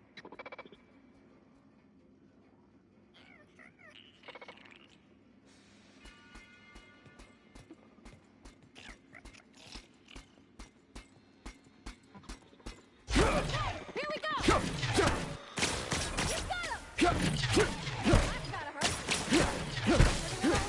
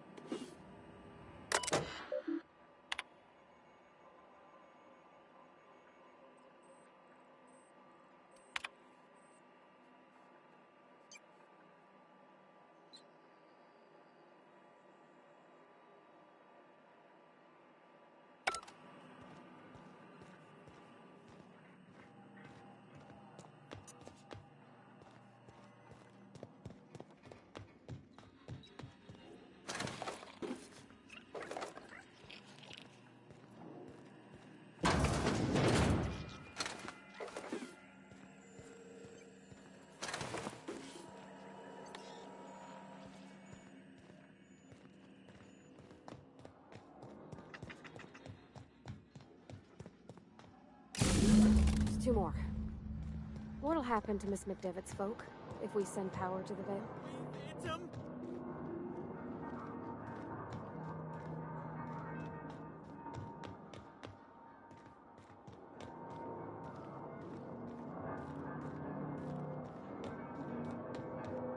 Go away, Phantom!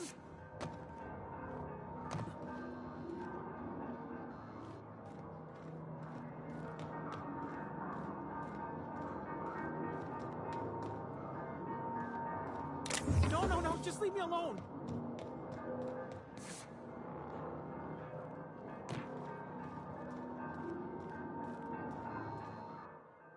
You're not real! You're not real! Get away from me, Phantom! Shoot! Scram!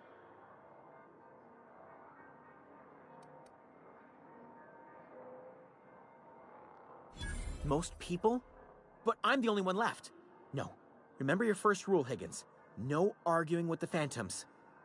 See? See, Higgins? This is why you must always boil your sprats before ingesting. Clearly, I mistook you for one of the phantoms of my imagination, which terrorized me on occasion. Chester D. Higgins. The D stands for definitely not insane. I use it as a reminder.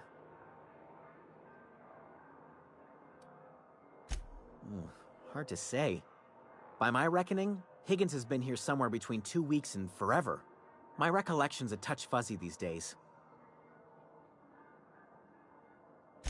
Oh, Higgins has been many things over the years. Sprat Wrangler, Saltuna Critic, Aetherwave Personality, Chairman of the Board, Galactic Defender, Sisty Pig Tycoon. I've come a long way for someone who started off as a simple engineer right here in this plant. I specialized in automechanicals, drones, sentries, repaired them, maintained, upgraded, did it all from my old workroom just over in the next section.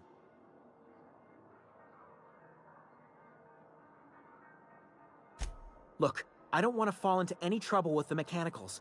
If they wise up to our plans, they will come for us. With prodding irons.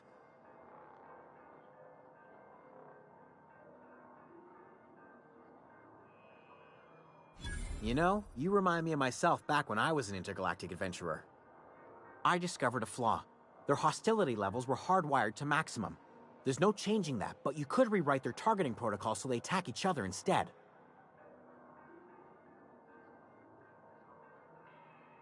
Yes, that's exactly it. I see you're also versed in the noble art of mechanical engineering. There's a behavior control terminal in the other room. It should have options to change how the mechanicals act, including whom they shoot at. Oh, that reminds me. You'll need my passcode to access the behavior control terminal. Here, let me just write it down for you.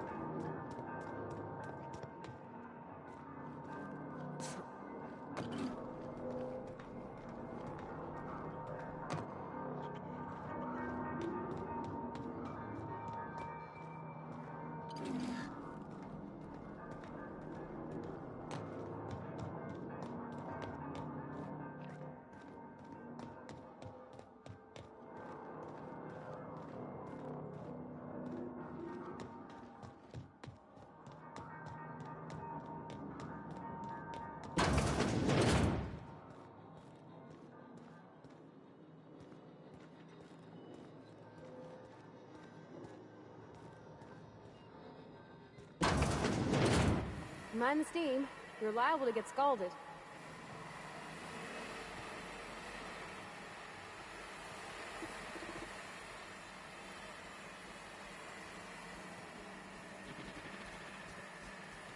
System.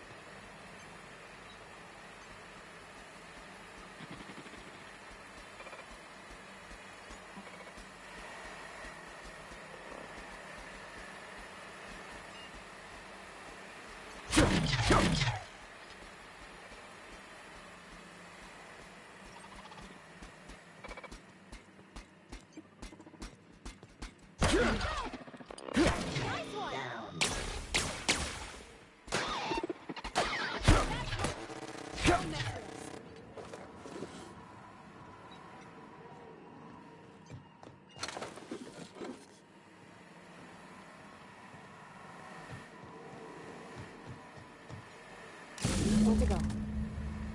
If we send the power to Miss McDevitt, what happens to the Veil?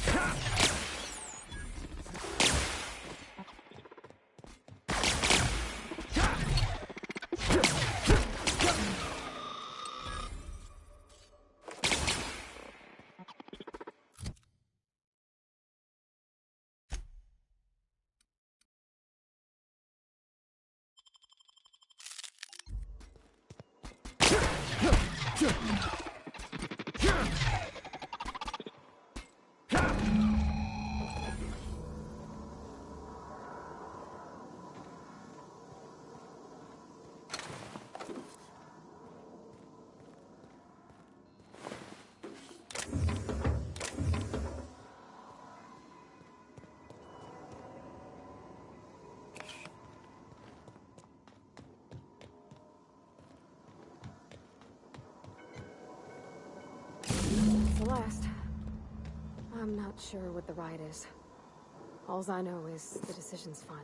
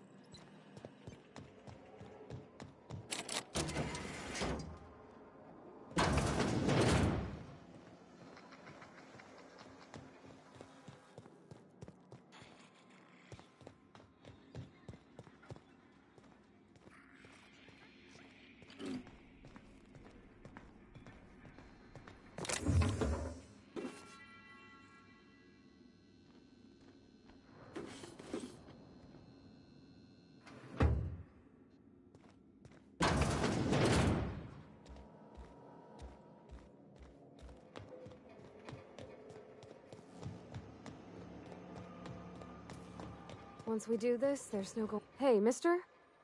Look, I know you want your power regulator and all, but I just gotta ask you. Do you understand what you're about to do? I don't think you should cut off Edgewater's power. I think it would be cruel. I'm sorry. That just sort of came out all at once. Edgewater's hurting. We've been losing workers year after year, and corporate hardly ever sends replacements. There's barely enough Saltuna to fill our bellies anymore. But the town's got some good people in it. Decent, hard-working folk just living their lives the only way they know how. They don't deserve to be punished.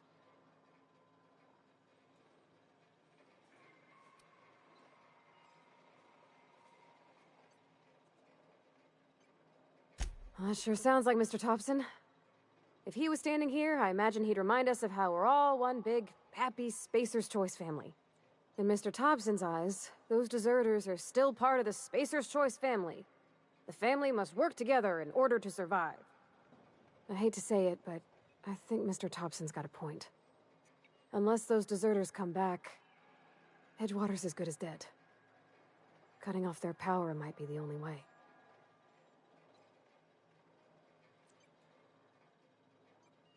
Sorry, I didn't mean to babble on like that. I felt like I had to say something.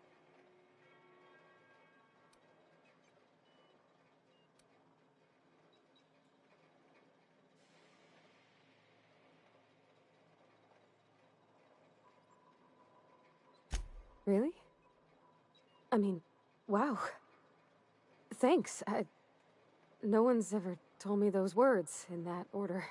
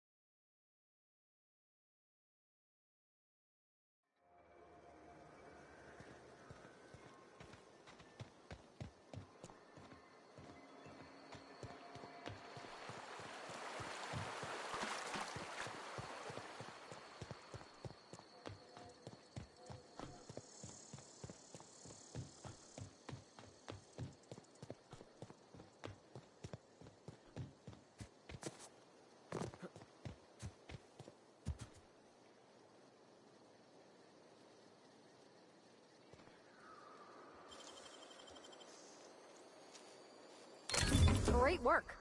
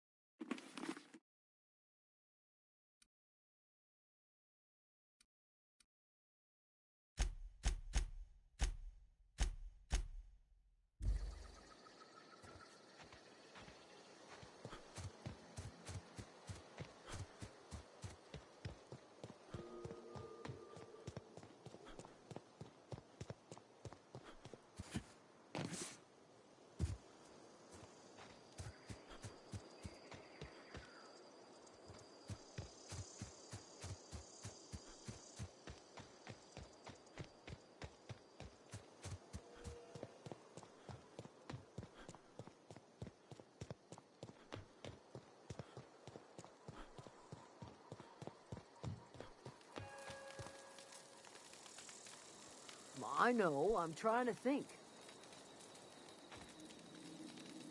One of... Marauders can't see us in the dark. Wild canids, on the other hand. We didn't always get along, but I'm glad to know she's safe. What happened, anyway?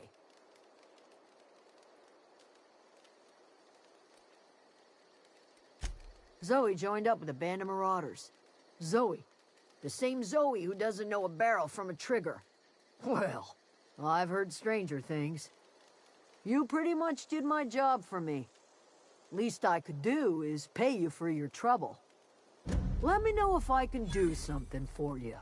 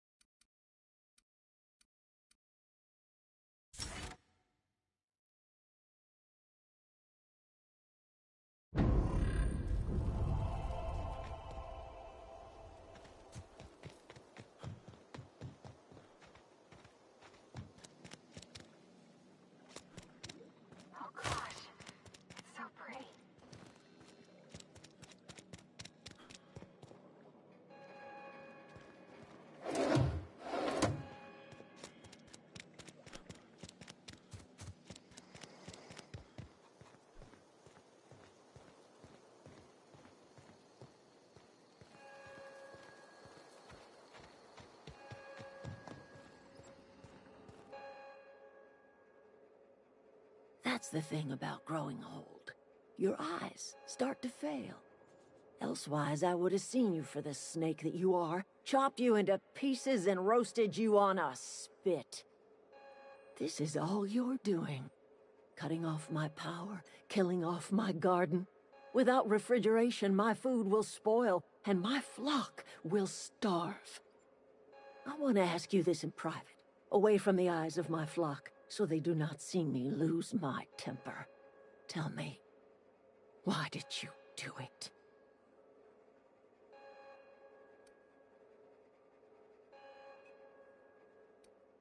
You want my flock wasting their lives in that cannery? Fine. Go and talk to them. Go talk to Grace and Thomas. Look them in the eye and tell them their life here is over, and the only thing left to do is go back to Edgewater. This is now your responsibility. And you tell Reed Thompson that I will never return to Edgewater. I would rather die among my flowers than live under his management.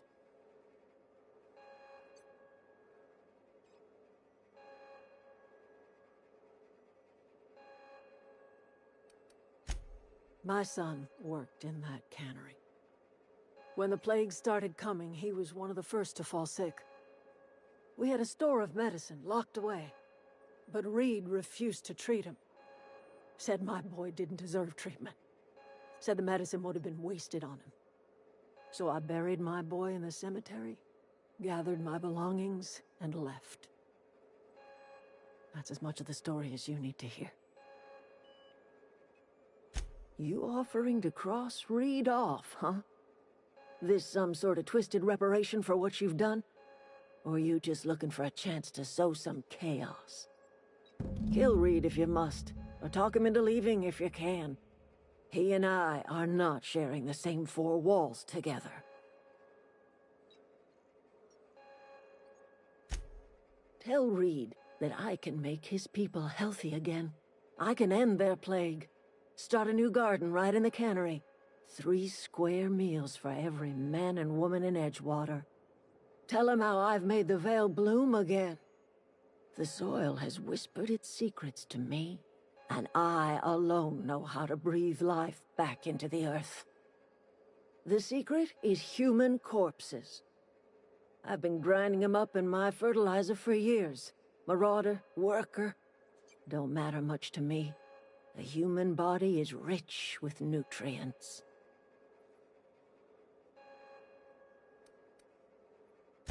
Edgewater's cemetery's got corpses aplenty, enough for a generation's worth of crops.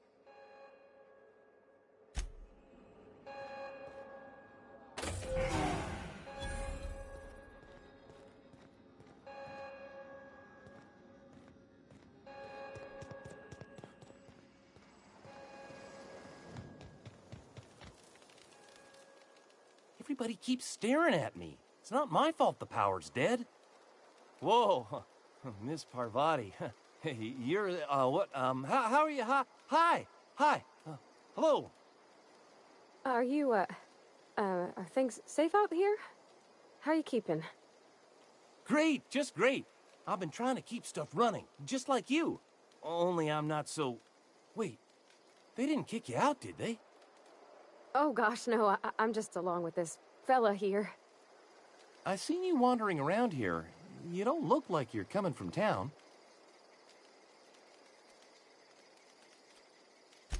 Never heard it phrased in such a way before. I guess we're all trying to get our ships off the ground, ain't we? Sorry, I just wasn't sure if you were from town or if you were one of us.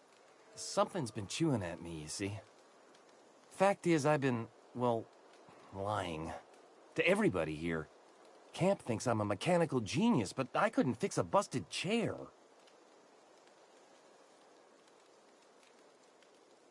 I'll take all the help I can get. I set my mind to learning the craft of the engineer, you see. I want to make something of myself. You ever heard of the Young Spacer's Guide to Mechanical Engineering? Comes in a set of 3. If I had my hands on one of those data pads, I could teach myself the ins and outs. Those are good. My dad kept a copy with him when he was working in the cannery. I know the old community center kept a copy. Should find another one back in town. If you could find me even one of those pads, I'd be greatly obliged.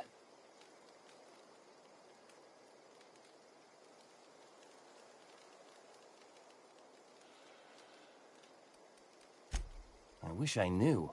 I wager the town had the full set once upon a time.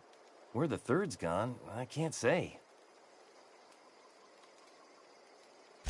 No kidding! Really? Well, which one?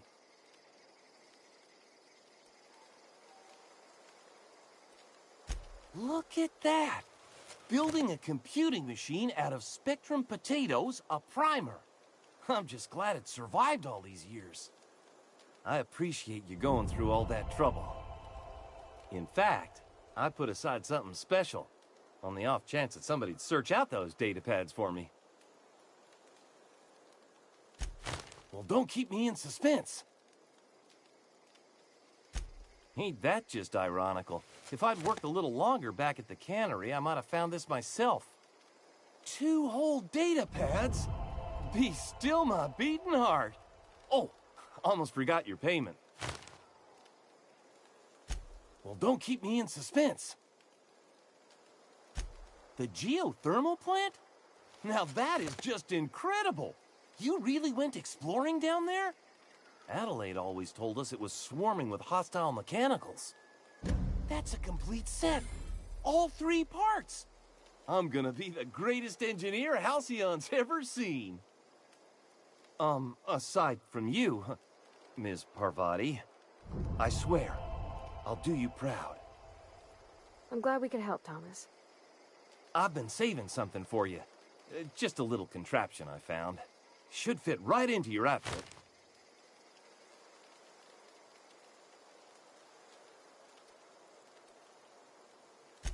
I've been thinking about going back.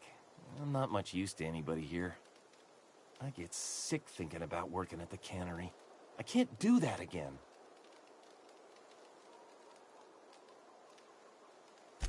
You know something? I think you're right. The town could use another engineer, and I'm on my way to becoming one. I could do a lot of good in Edgewater. Maybe even keep a garage of my own with a little workbench and my very own toolbox. It's just... Adelaide's never gonna forgive me. Not in 100 years. I go crawling back to my old life in Edgewater, and I'm as good as dead to her.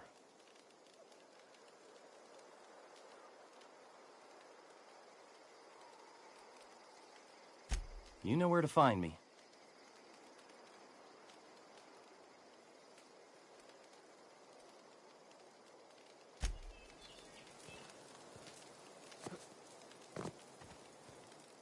I don't know what you did to talk some sense into Zoe, but I appreciate it.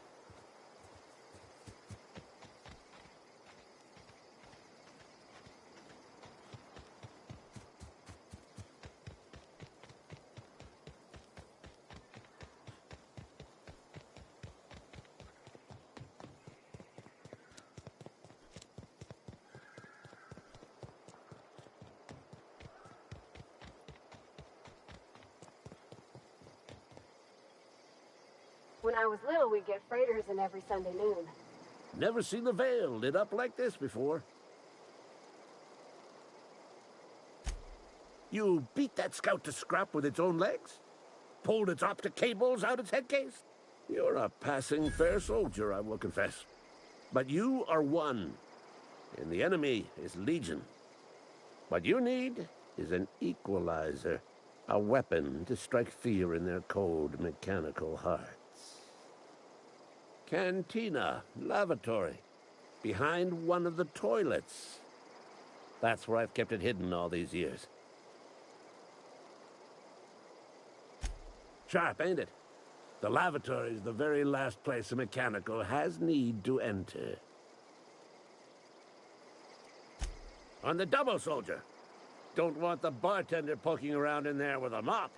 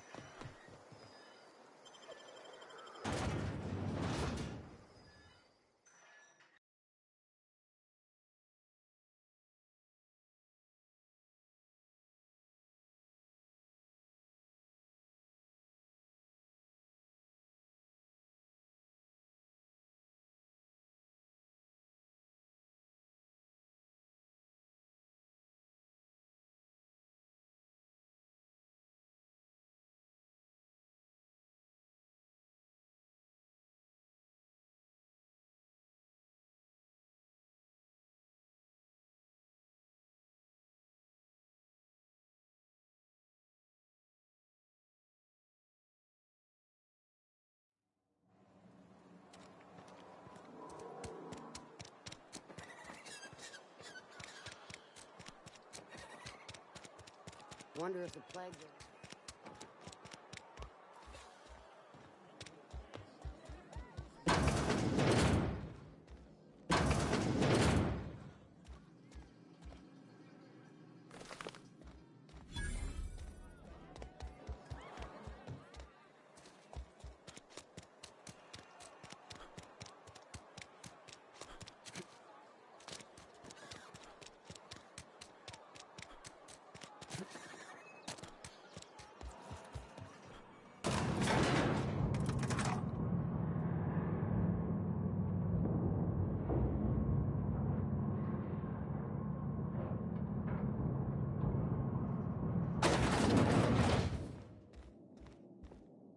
This is a fine day, friend. I trust Adelaide's people have seen their way to reason. So, when can I expect them back at their posts?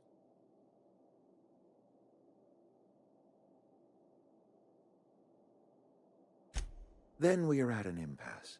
Stewardship over this town has been entrusted to me by Spacer's Choice. I am not perfect. I have made my share of mistakes, but I have done my best for this town.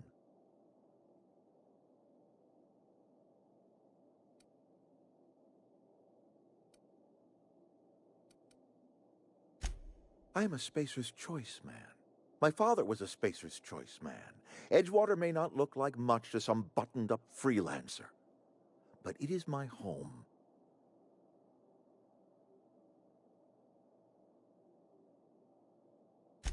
I don't believe you. Plague's a reality of life. Best treatment is a good work ethic.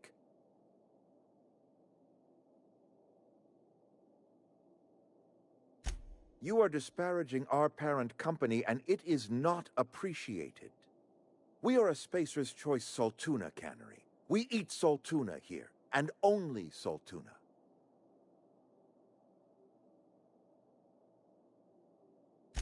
I don't understand. You say Adelaide's growing her own food, but that should not be possible. The soil's gone sour. Company said as much. Our own botanists couldn't grow decent crops for us. So the company got rid of him and shut down the greenhouse. You'll excuse me for being skeptical. How exactly is Adelaide growing crops in barren soil?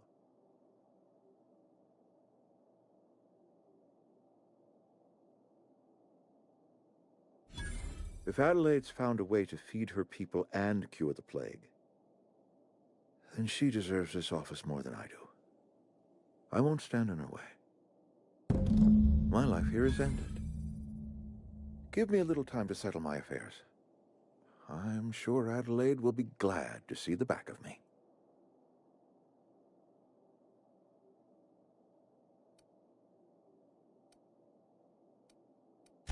Couple months ago, I might have put in for a transfer. It's a big colony. Spacer's Choice has other towns. Now, I couldn't show my face in any of them. No such thing as an honorable resignation. Suppose I could find a place outside the walls, or put in for early retirement.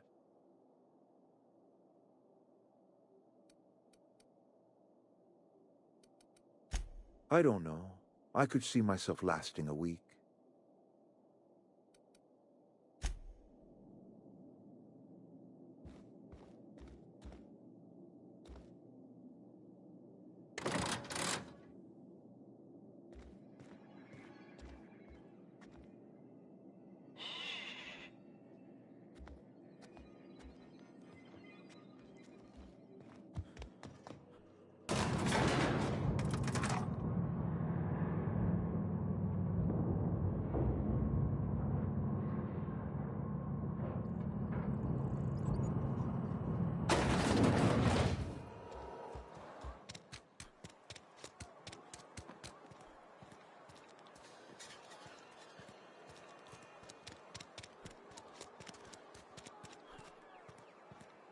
Been eating nothing but salt tuna for years. I've never actually been in. Welcome to the Spacer's Choice Constabulary. We are Halcyon's leading brand in frontier justice.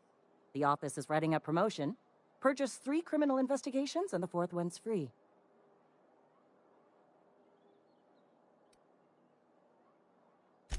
Know how to carry yourself in a fight? I've got bounties out for these 3 marauders. Cross them off and bring me their fingers. Just 1 per marauder, please. I'll dust off the old fingerprint roller.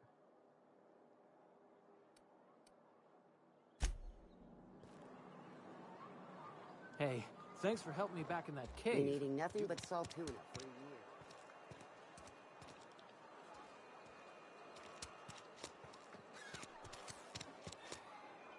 I've got some time.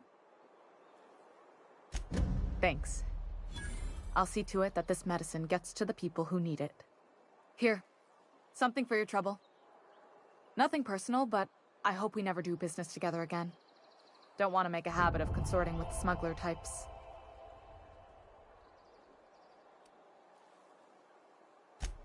You do have some cheek on you. Lucky for you, I kept a little contingency fee in case you tried to negotiate with me. Somebody deserving. Silas on account of him being out in the cold. Amelia seeing how she's around people all the time.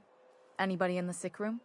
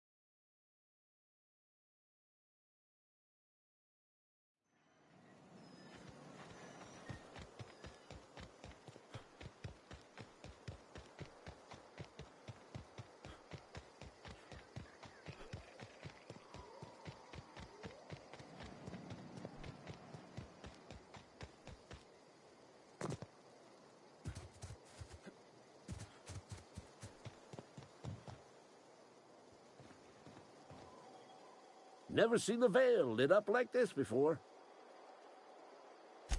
Feast your eyes, soldier. This here's a genuine Spacer's Choice injury customizing unit, designed to deliver a lethal blast of electrical discharge. I call it the Hand of the Law. You ever want to see a mechanical flailing around like a grounded fish? You stick a couple thousand volts in its guts. With compliments from old Ludwig. Time's come for you to journey down into the black heart of the enemy's camp. Unfortunately, the old plant lies outside my board-given jurisdiction. You'll need to get a passcode from the boss, Reed Thompson. I've been after a passcode for years. Boss said no on account of my gross incompetence with all matters related to security. I need you to get us the brain of a mechanical. Well, not exactly a brain.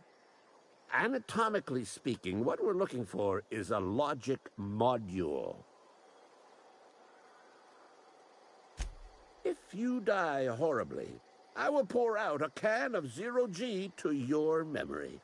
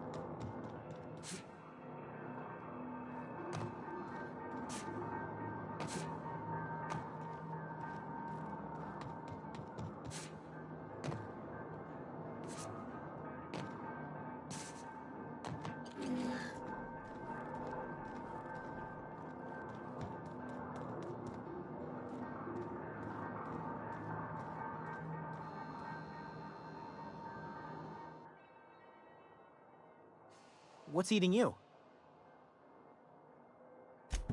Funny thing, I was working on a logic module just before the mayhem started. Security chief found me and confiscated the logic module. The tail. Definitely start with the tail. If you're feeling adventurous, the ears are a particular delicacy. Forgot what you were gonna say? Me too.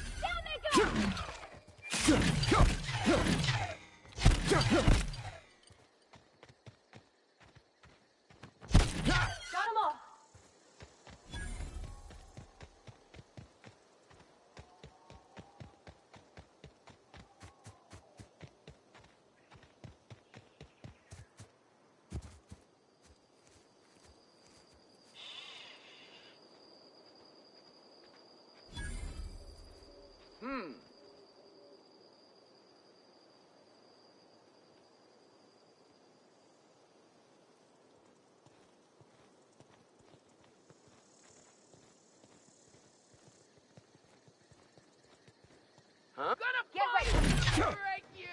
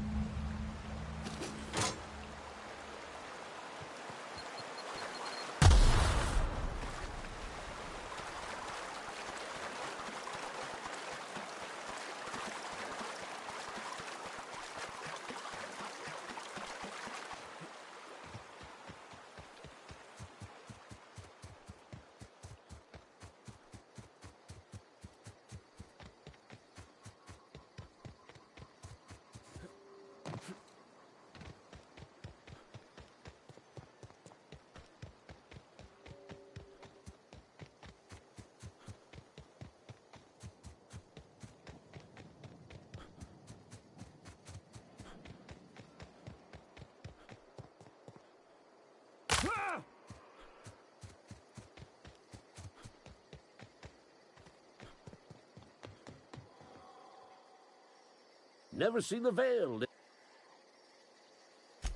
Bang up work, soldier. You're a credit to your uniform. Oh, that reminds me. Gotta look into getting us a uniform. So this is it, then. The key to humanity's victory over the mechanical hordes. I would reward you with the gratitude of the Resistance, but I'm guessing you want something tactile. So here's a couple bits for your trouble, and a little something to remember me by.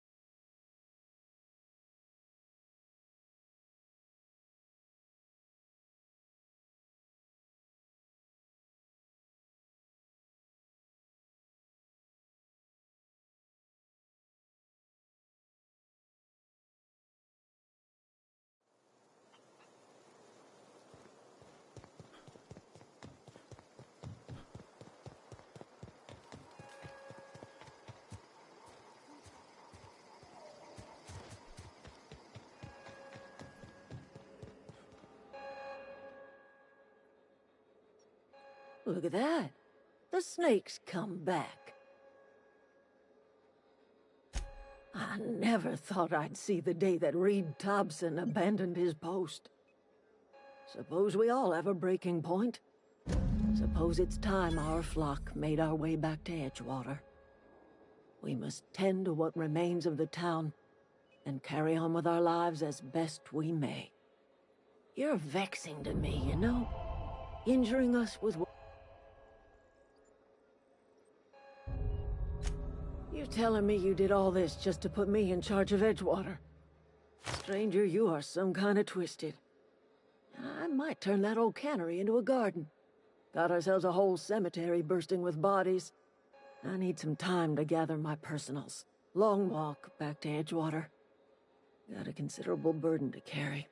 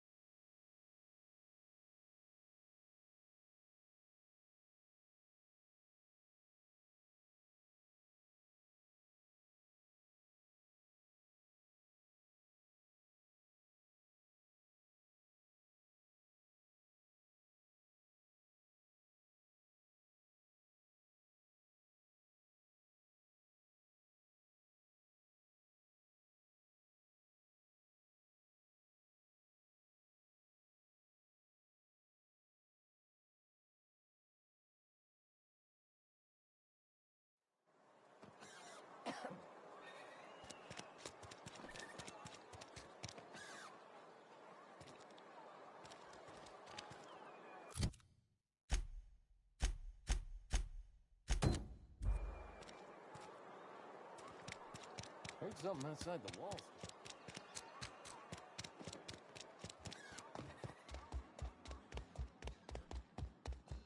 It's a fine new... I suppose this means the two of you were able to sort out the matter?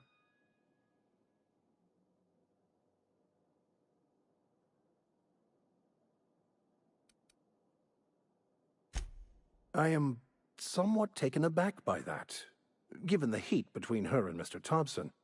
What deal did you strike with her, I wonder?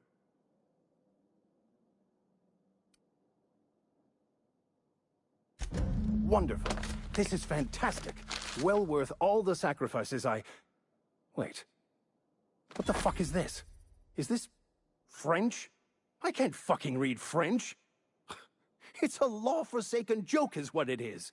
French! Ha! I was so high and mighty, preaching to the yokels about following the plan, while fighting it at every turn.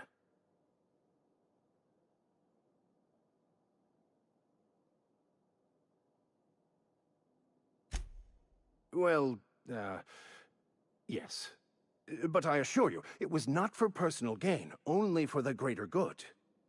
I've spent my life searching for the keys to unlocking the secrets of the universal equation that underlies the plan. I had hoped this book held some of those answers. I became so desperate, I even got myself assigned to this plague-ridden backwater to find the damn thing. All the time and suffering I've spent. Wasted.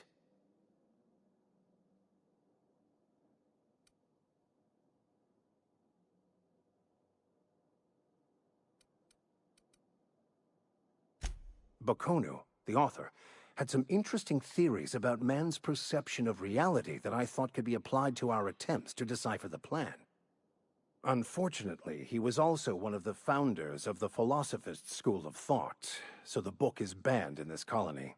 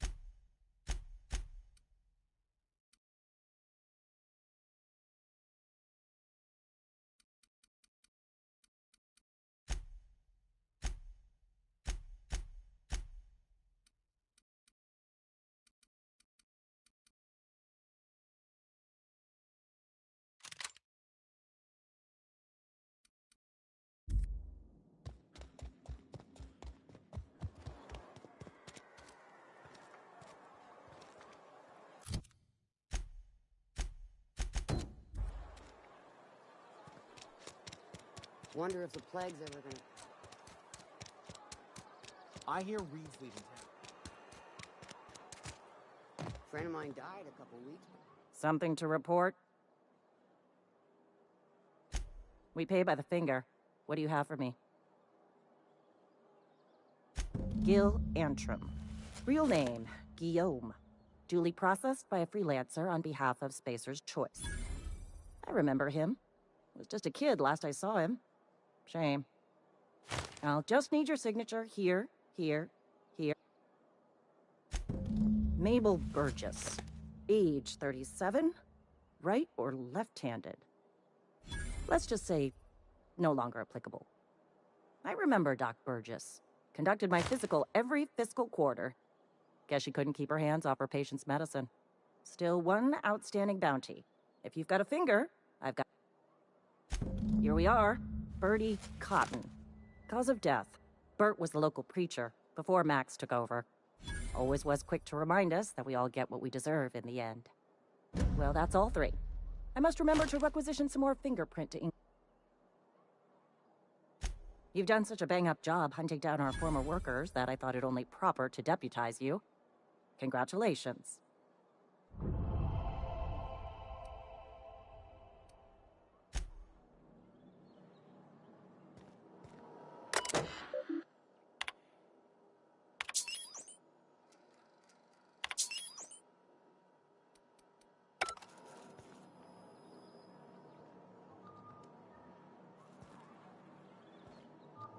If it ain't the Starship Inspector, here's hoping Edgewater's up to your standards.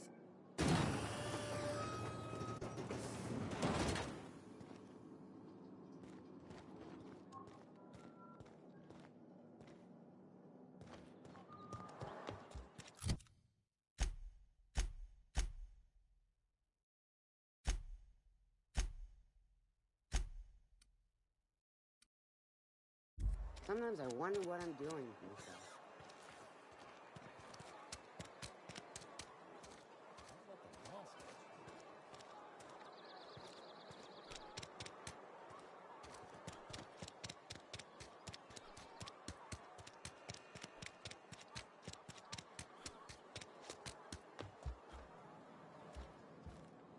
Work your jaw on some Spacer's Chaw. Music to my ears.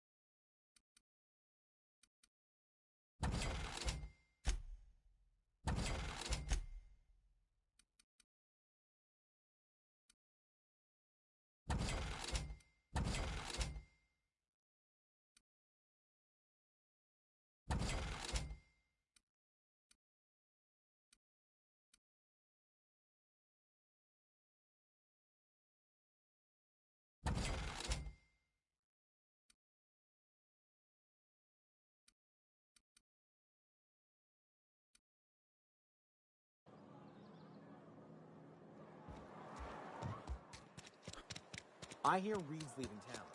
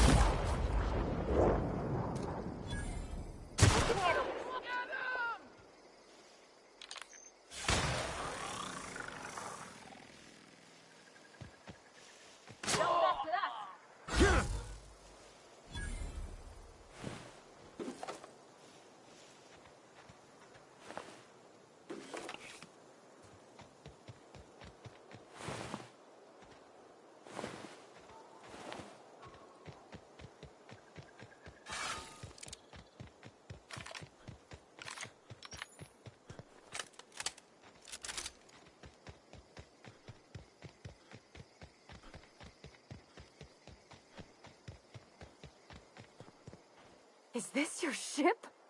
Oh my stars, she is just so handsome. Does she have a name yet? What's her drive model? Oh, gosh. Listen to me babbling.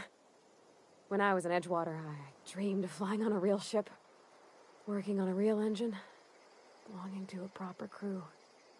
I'm the only decent mechanic Edgewater's got, but every time I think of going back, I get this sinking feeling.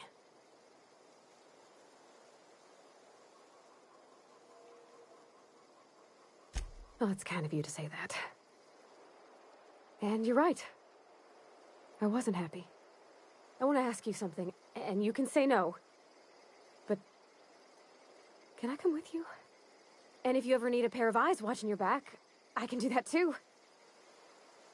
What do you think? Yes! I mean, thanks. You won't regret this, mister. Captain. I can call you Captain now. Ha! I got a captain.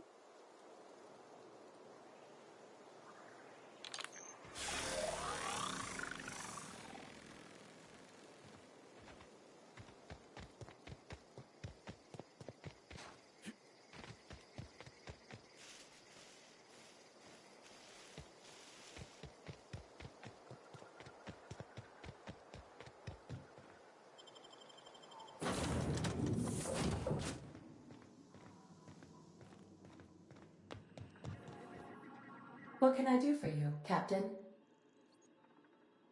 Do you know how to install a power regulator? Outstanding, Captain. Your aptitude for engineering will prove invaluable in the event of another catastrophic engine failure. Our engine room is located behind you, across the cargo bay, up the ladders.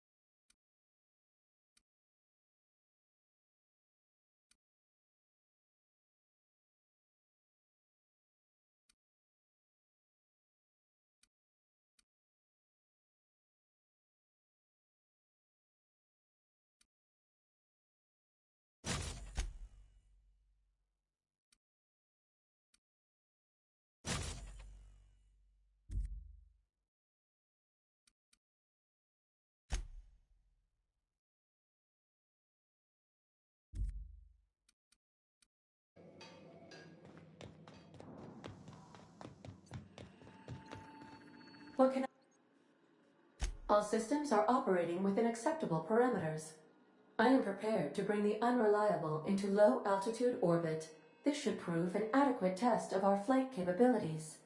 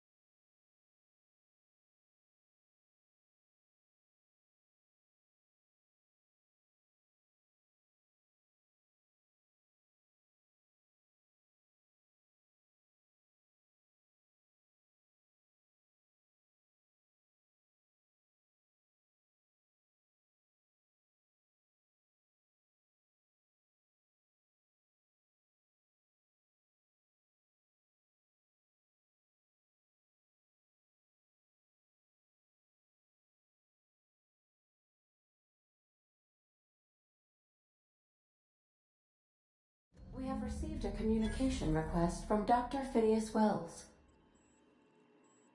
Aha, there you are. Hale and hearty, and captain of your own ship.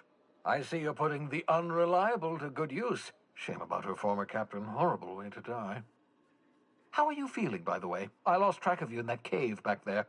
Experiencing any, unnatural drippage? Perfectly normal side effect of thawing, I assure you.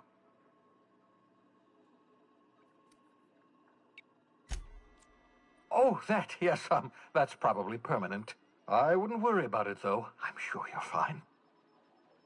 What you saw in Emerald Vale is happening all across the colony. Food shortages, lack of supplies, and basic necessities. We're dying. The chairman, the minister, and all their lackeys on the board are to blame. The Hope has some of the brightest minds Earth ever sent us. If we can revive the Hope's colonists, they can help us undo the board's mistakes. They can help us set things right. You need to get to Stellar Bay on Monarch. I have contacts there. They'll help me, help us, find the chemicals to revive your fellow colonists. Gladys Kilkelly, lovely woman, runs a cozy little black marketing outfit on the Groundbreaker. She can get you a nav key to land on Stellar Bay.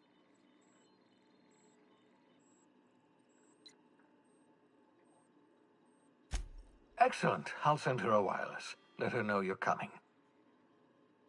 By the way, I gave Captain Hawthorne a disguise apparatus of my own design, cutting-edge technology, years ahead of its time. I call it the Holographic Shroud. I'm sure it will prove remarkably useful to you. You'll find it in the captain's quarters. Excellent. I'll contact you once you've found a way to get to Stellar Bay. If you have any questions, come see me in my lab. And remember, don't trust the board. They'll try to win you over with promises of wealth and power, but it's a lie. The board's only interested in filling their own pockets. If we don't put a stop to them, they're going to run this colony to the ground. Transmission ended. If you are ready to depart, please select a destination on your navigation terminal.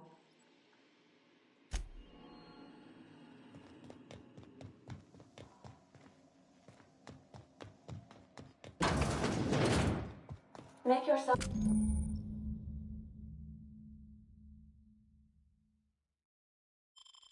at home, Captain. I've shut off the visual feed from my ocular inputs in the captain's quarters, so you're free to disrobe whenever you'd like.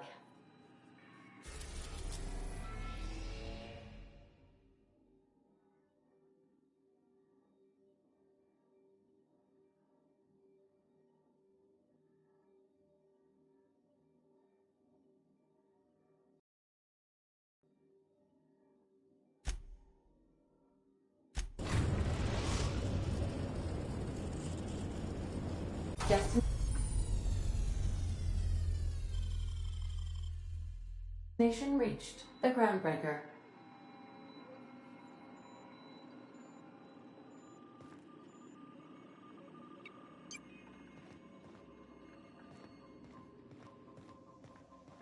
that a sec?